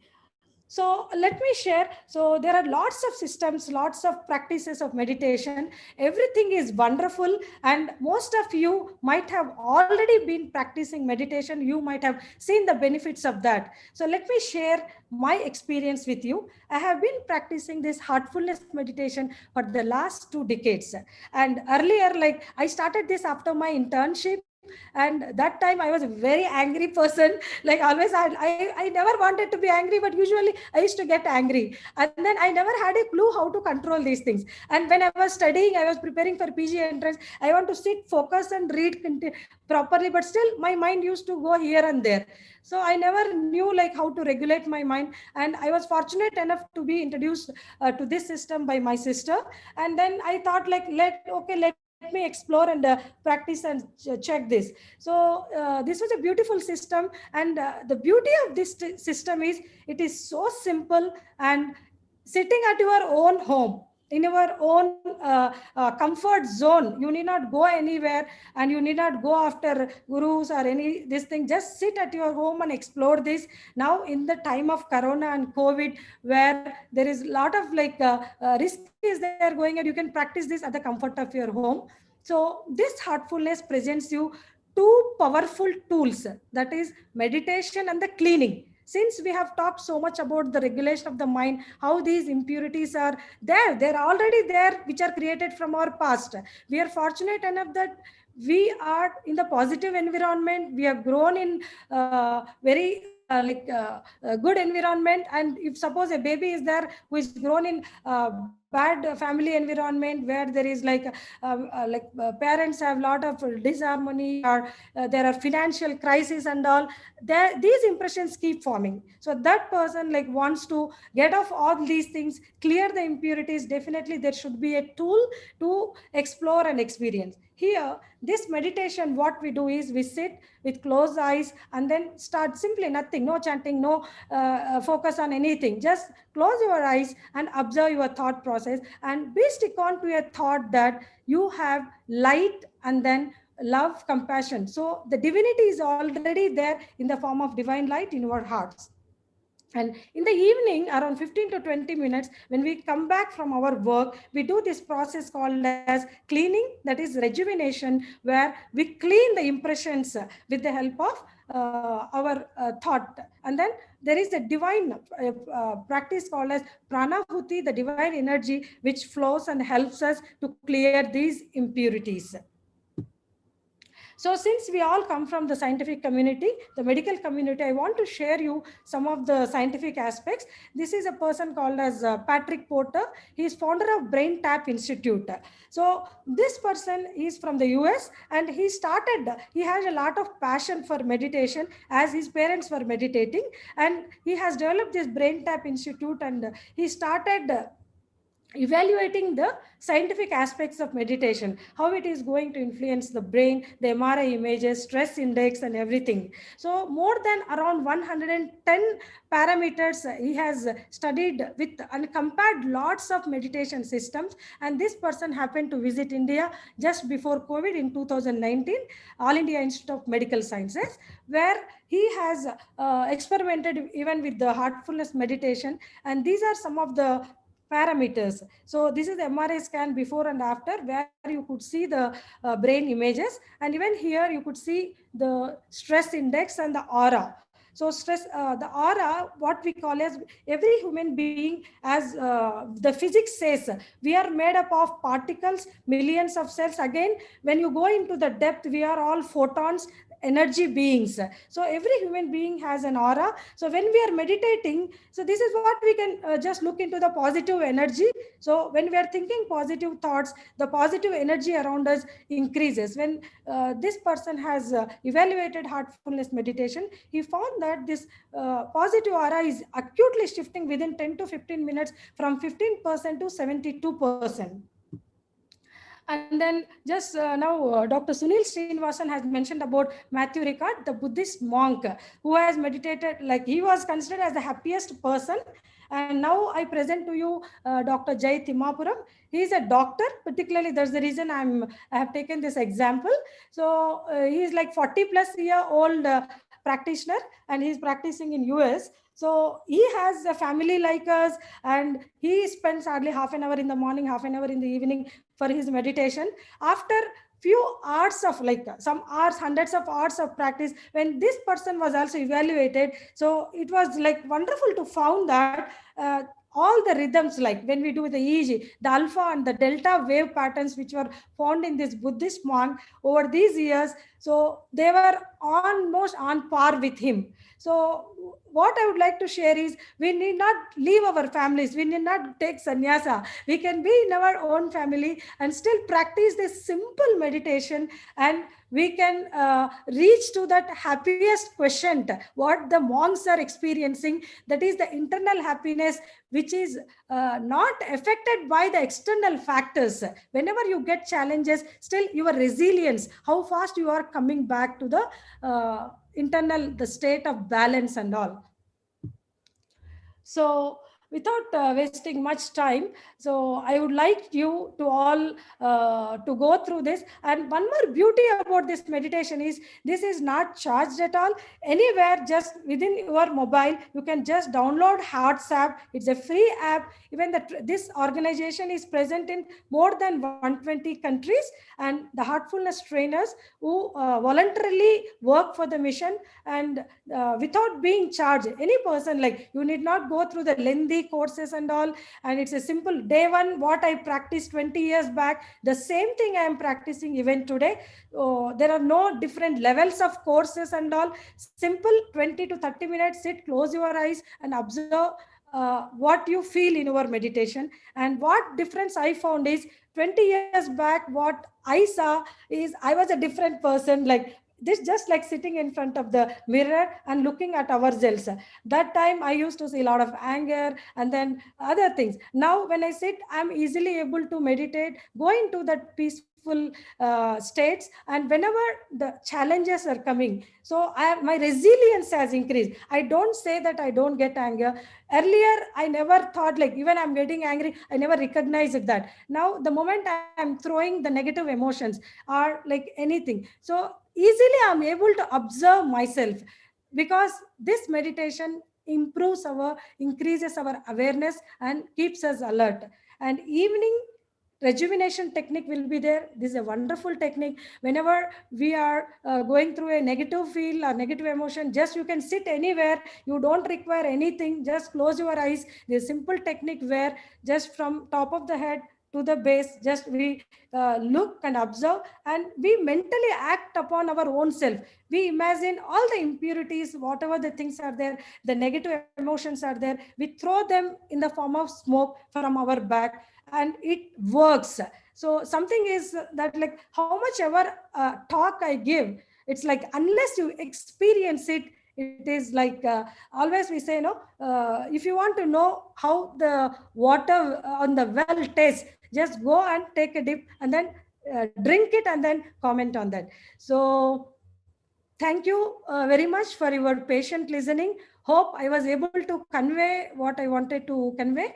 And then now I would like to take you to a practical experience of the love and the light which is already there in our hearts. All the happiness, all the purity, everything is there in the form of divine light.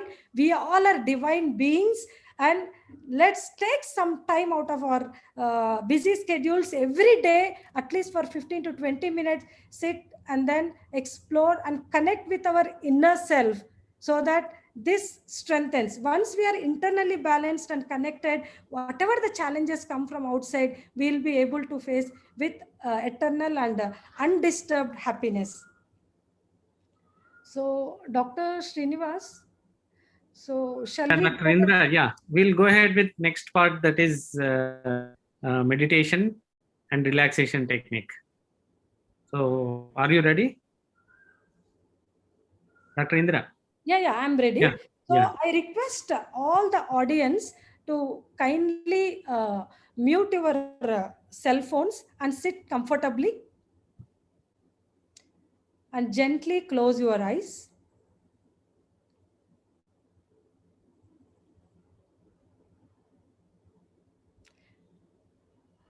Let's all experience the heartfulness relaxation technique, which is of 2 to 3 minutes, which helps us to relax in the time of anxiety and stress.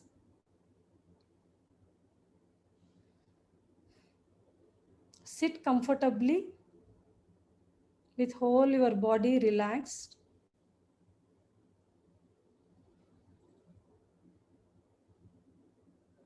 Keep your eyes gently closed.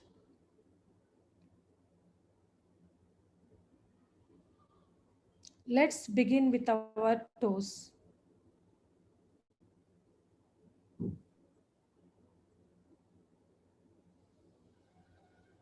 Gently move your toes and relax.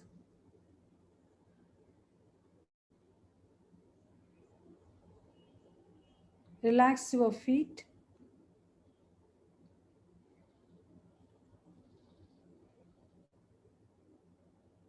Feel the divine energy from Mother Earth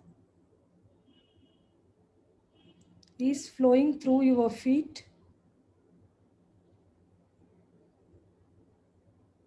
moving up the legs,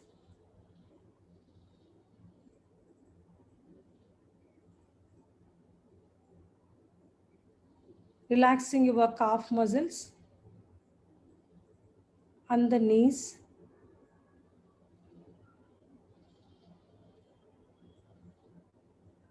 Feel your thigh muscles relaxed.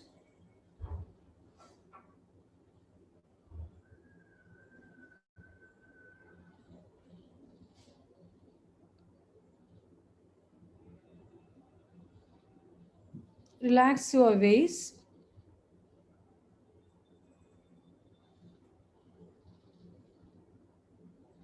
Feel your whole lower half of the body deeply relaxed.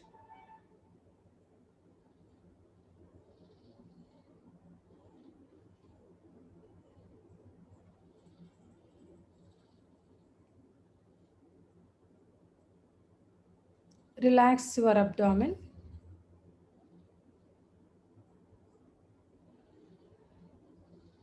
Relax the chest.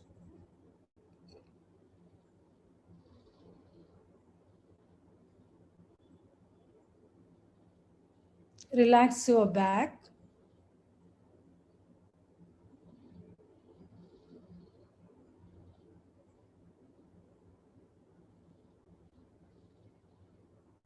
Feel your shoulders melting away and all your tensions are going out.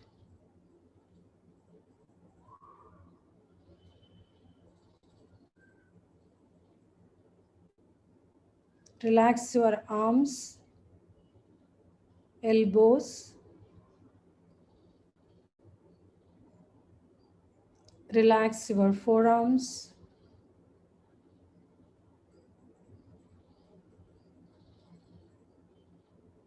Relax your hands, fingers. Feel the divine energy from Mother Earth flowing through each and every cell of your body.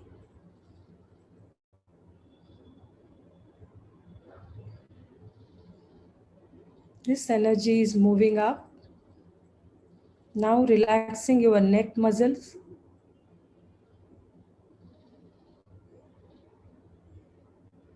Gently move your awareness to the face.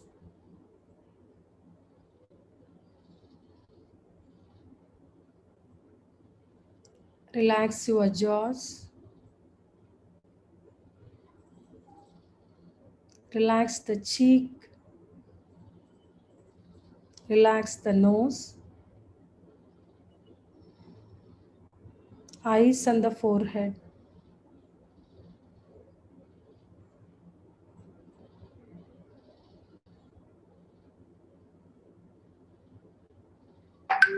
Feel whole body deeply relaxed from the toes to the top of the head.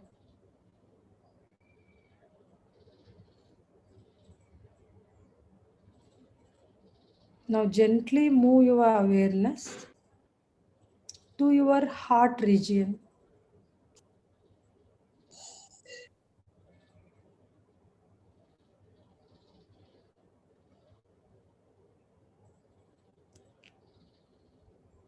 Feel the love and joy in your heart.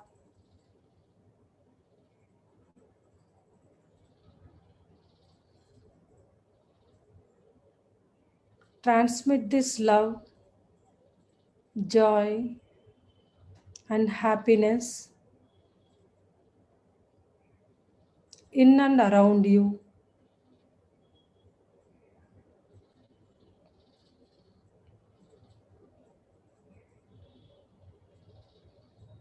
Feel the presence of divine light in our heart.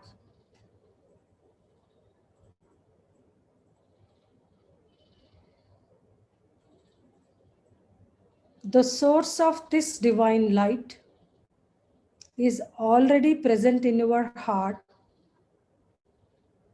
and you are getting attracted to that.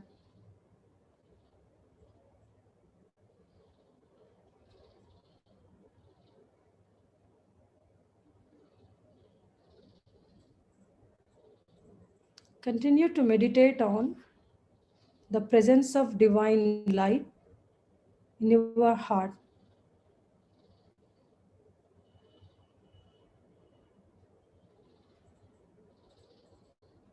Please do not struggle with your thoughts.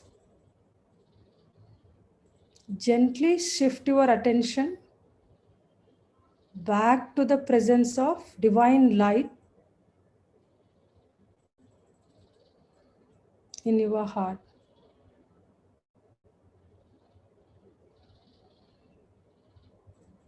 Please start meditation.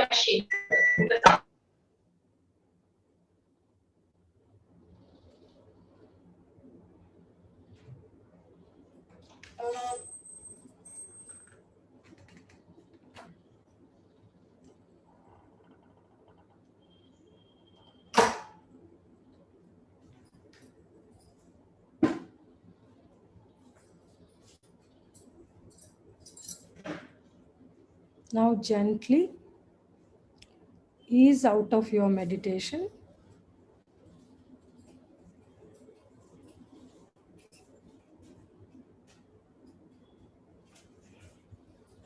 Gently open your eyes.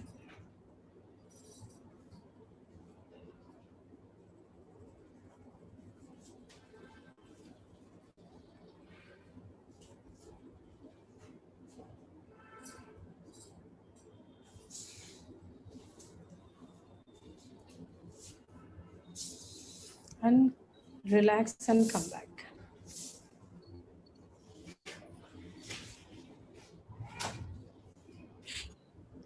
So hope it was a relaxing and experience to connect with our inner core. So basically, when we are on a regular basis, when we are practicing this meditation,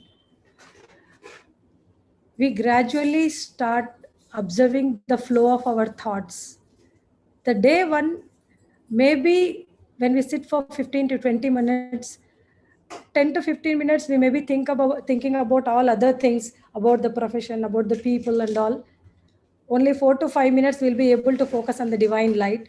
But when we are practicing on a regular basis, the time which we are focusing on the divine light increases, and gradually we shift our awareness, our consciousness keeps expanding, and we'll be alert at our mind level.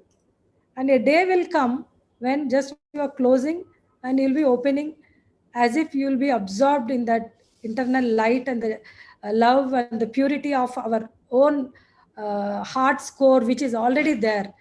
So this definitely will help us to combat all the material challenges, the challenges, unexpected things which we are facing in our day-to-day life, and still to maintain our inner core happiness and the resilience time. That is how fast we are coming back to the stable state of positivity and the happiness from these negative emotions. It will be improved over the time. And heartfulness relaxation technique is a simple technique. Even the children can practice that, and you can help your kids to learn this. And all these things are available in the website heartfulness.org and Hearts app. Since this COVID time, we have lot of free time. We can explore and experiment with this thing. And I invite you all to experience and get benefited by this. And the good news is you need not pay even a single penny, and you need not go away out of your comfort zone. Stay at your home, just download the app and experiment and experience the benefits of this. And definitely this meditation, whichever the way you want to practice, and this is the way I have practiced, so I'm sharing my personal experience. You may also try it and get benefited by this. Thank you one and all. And once again, thank you, the organizers, for giving me this wonderful opportunity. Thank you so much, Dr. Indra. That was wonderful experience. It was really relaxing, and we are able to connect and started to know what exactly it is. Thank you so much. And any questions to Dr. Indra? You can type in the chat box. You can ask questions to anybody in the panel. Dr. Sunil Srinivasan sir, Dr. Tirmalai sir, and Guru Reddy sir. Hope Guru Reddy sir is here.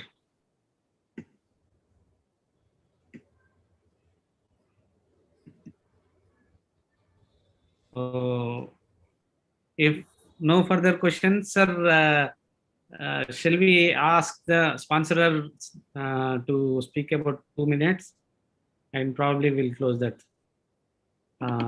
So this program was sponsored by Pixart and organized by Twin Cities Orthopaedic Society.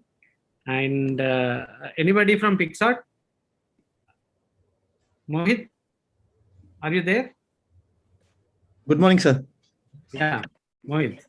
Come on, please. Uh, First of all, thank you, Twin Cities Orthopedic Society, Hyderabad, for giving us an opportunity to showcase and meet a wonderful presenters over here, Dr. Gurva Reddy sir, Dr. Shomshekhar sir, Dr. Indra madam, Dr. Sunil sir, Dr. Thivagran sir. It was a wonderful opportunity. Just a few bit about Pixot. Of course, matlab, the whole purpose of this conversation today was happiness. And we are Pixot as a tool, we are creating a platform for orthopedic surgeons itself to share some happiness, because ultimately end of the day, any orthopedic surgeon today is dealing with a lot of patient clinical data. So it rather be the x-ray, clinical images and everything. And we help orthopedic surgeon to organize those clinical data in a beautiful organized format.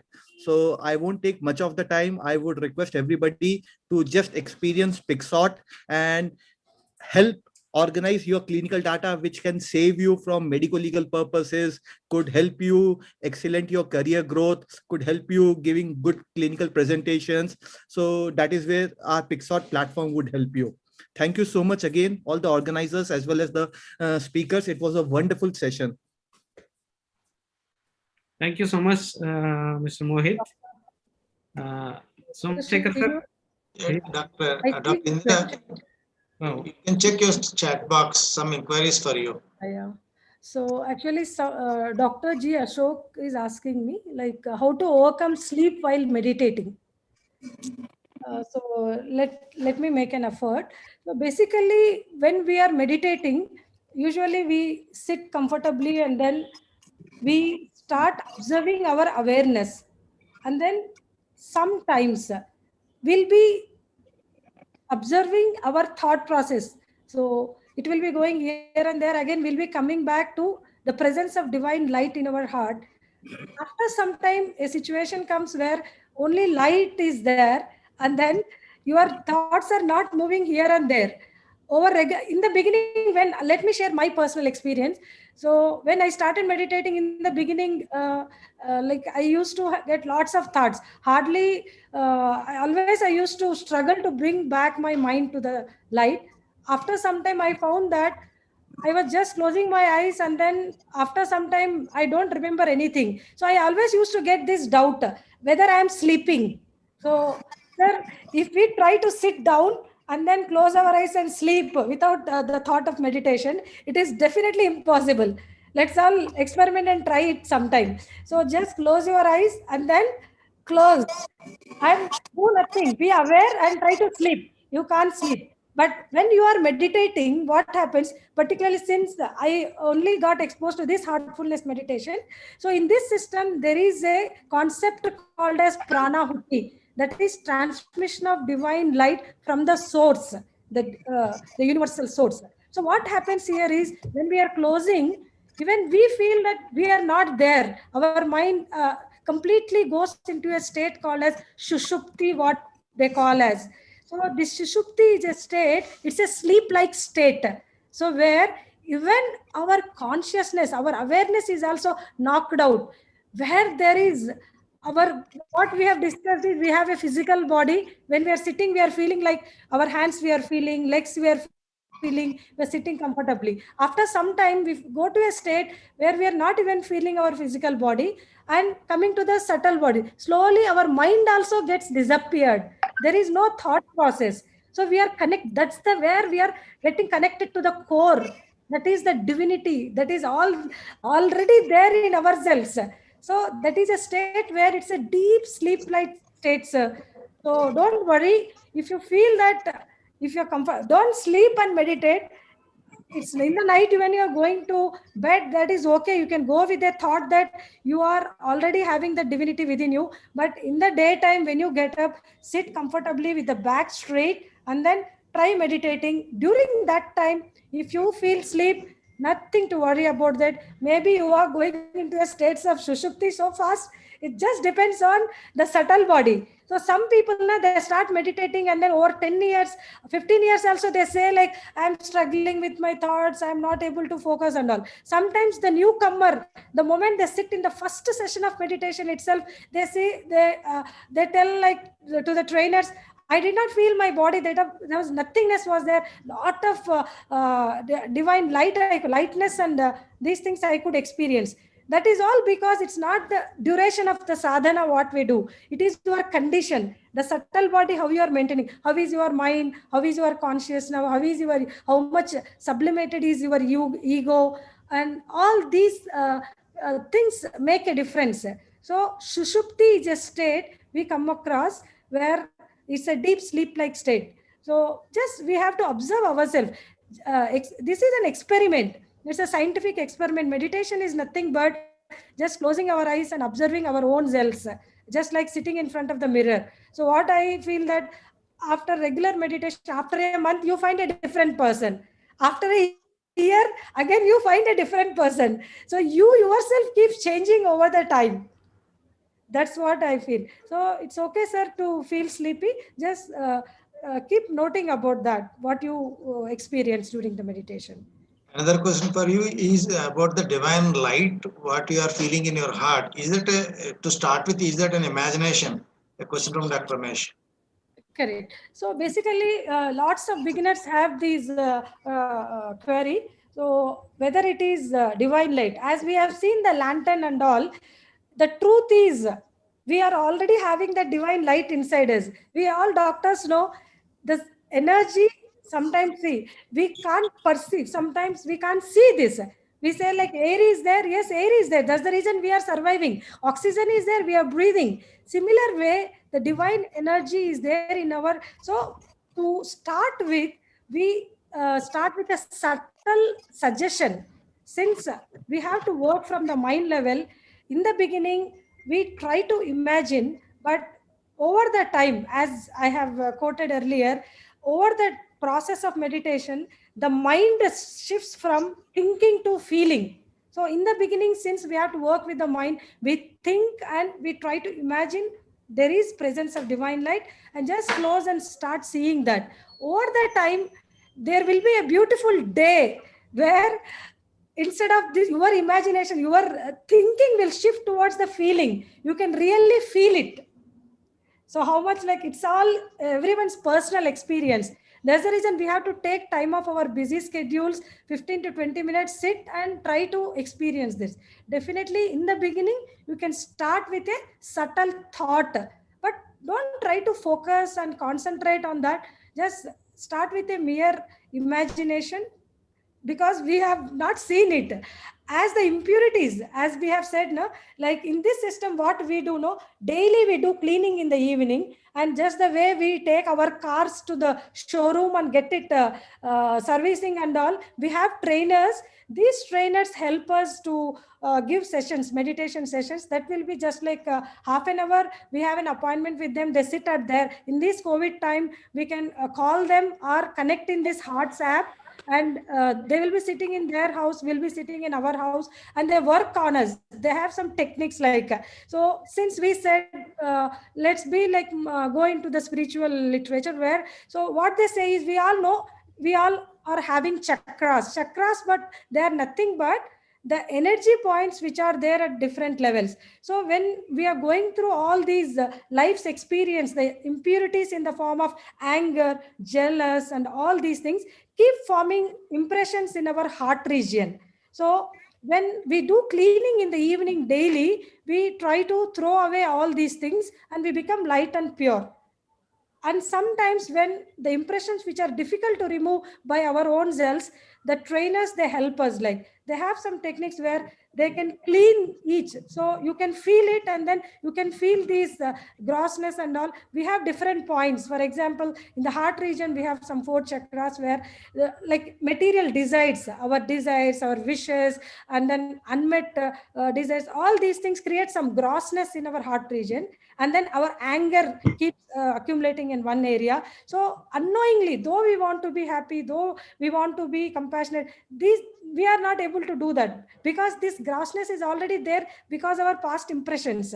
So when we are doing this rejuvenation technique every day in the evening, by ourselves and also with the help of our trainers, immediately we can feel it. Suppose what I do is, suppose I get some disturbance in my material life, then I call my trainer and take a session, meditation session. So immediately after the session, I could feel that lightness, and I'm not thinking again about all those things. Suppose somebody I have given money, or some issue happens in the clinic, I did some procedure, something went wrong, and then the patient is calling me, and then that is continuously disturbing my mind and taking away, draining my happiness. So I am not able to come out of this thought, negative thought. So I'm not so happy. Then what I do is simply I sit and try to clean myself, because that feeling of guilt, that is something went wrong, and that anxiety, stress is there. The moment you start cleaning the thing, then you may get you will definitely see the change. It's a scientific technique. Suppose even after that you are not able to feel, you can log into the WhatsApp, or you can connect to the trainer and take a session. So these trainers, they transmit the pranahuti, which is coming from the source, and they clean these areas. So this is all scientific. So when we say that with the Bluetooth, we can connect to, from the mobile, we can connect to the laptop with a Bluetooth. So the same way, when a material thing can connect to another material thing, so we are the human beings who have designed it. So we can definitely connect to another human being, and we can help them to clear this. So that's what it looks like. Definitely it is scientific. It is all like quantum physics. The energy being transmitted, the photon. Simple thing is thought itself. Our positive thoughts itself. Suppose you think of somebody with whom you have enmity and all. So as we said, this enmity, anger and all are negative emotions. Only the emotion of love and compassion keeps us happy. But it has already happened because of some issue which is happened. So what you do, we sit and then clean ourselves, and also imagine that person in front of us, and just do a simple mental activity. Just feel that the love and compassion is flowing to their heart, and see after some time. Do this regularly. Suppose you have some conflict with somebody, you are not okay with somebody which is disturbing your mind because of any reason, just you can do a simple technique. Just sit and every day transmit love to them. The most beneficial thing is we'll be benefited, since we are throwing away our anger, our hatred from our own hearts towards that person. So we'll be filling with the positivity and the love. So even after some time you meet that person, though you have not met him, definitely there will be change in the attitude. They'll say, hello, how are you? And that positivity, we all are interconnected in the universe. It keeps flowing. The positive energy keeps flowing. You can try with your pet animals, with the trees around you, with your children. Sometimes now we say like very good words, good things to others, but we are not feeling the same in our heart. It doesn't work. So whatever we feel, it gets transmitted.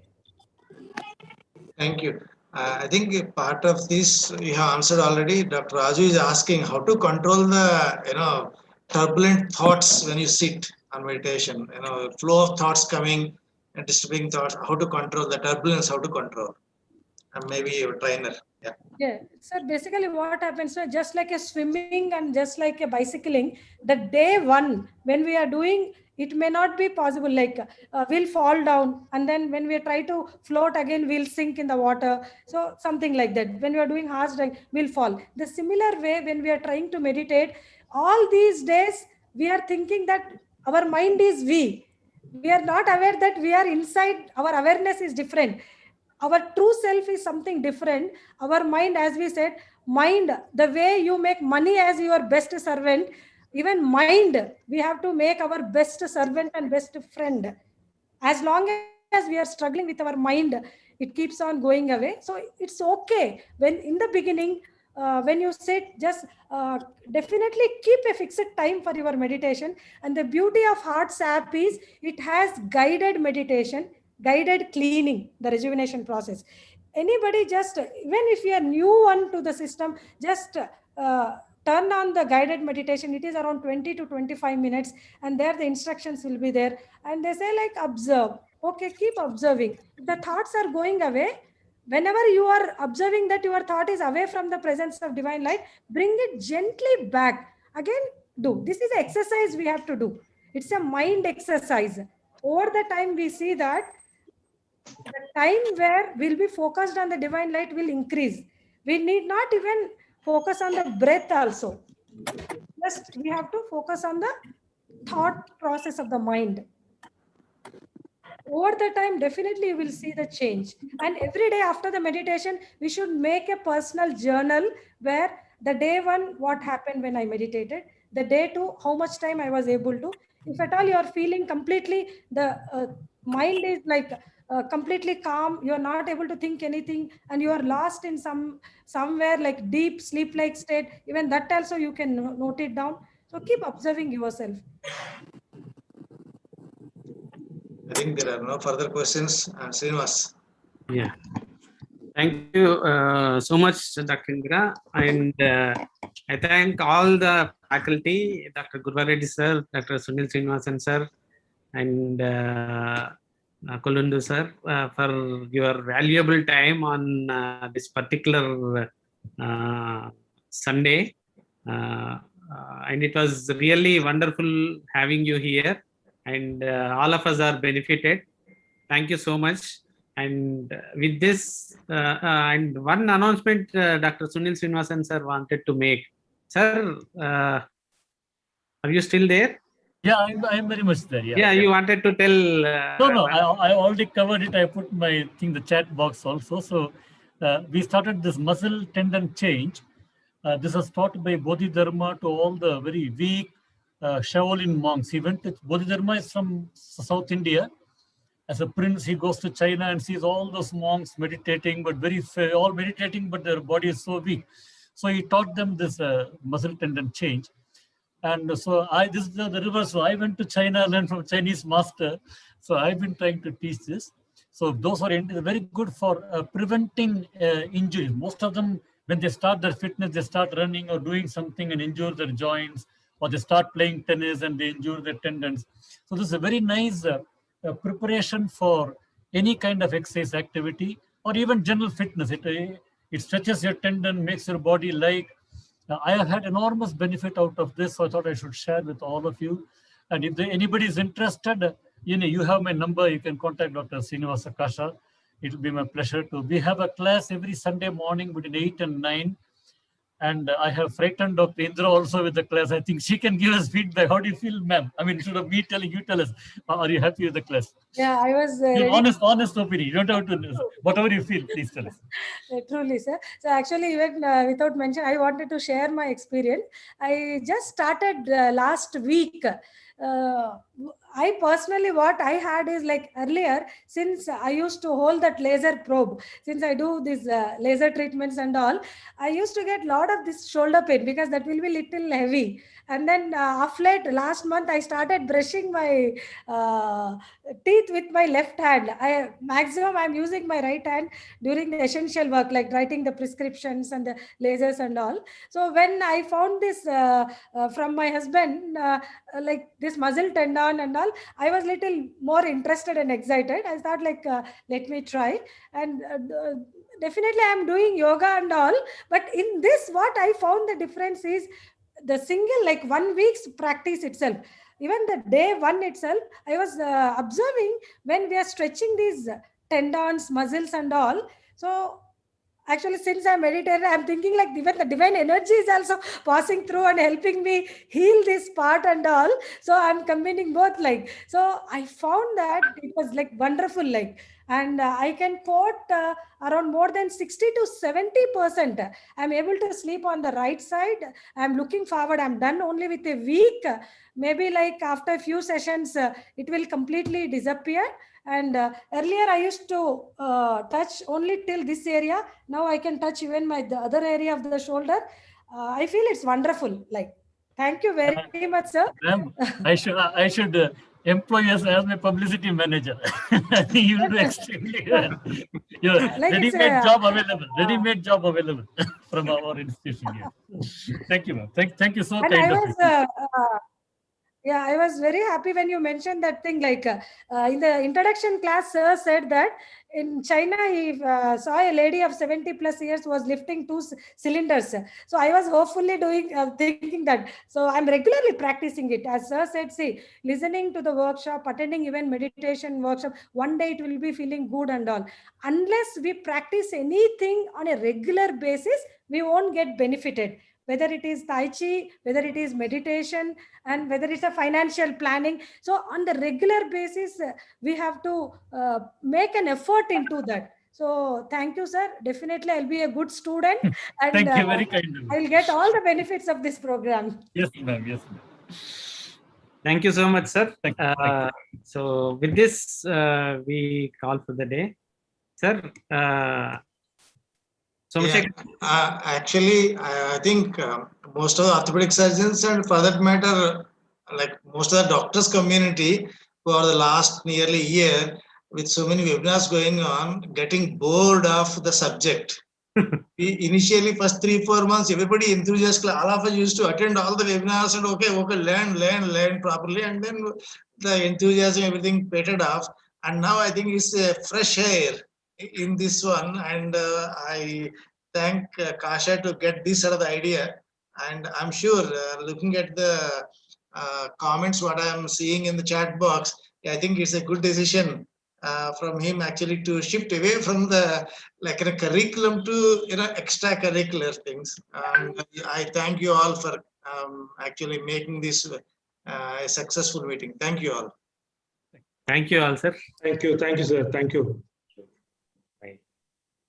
Good day to you all.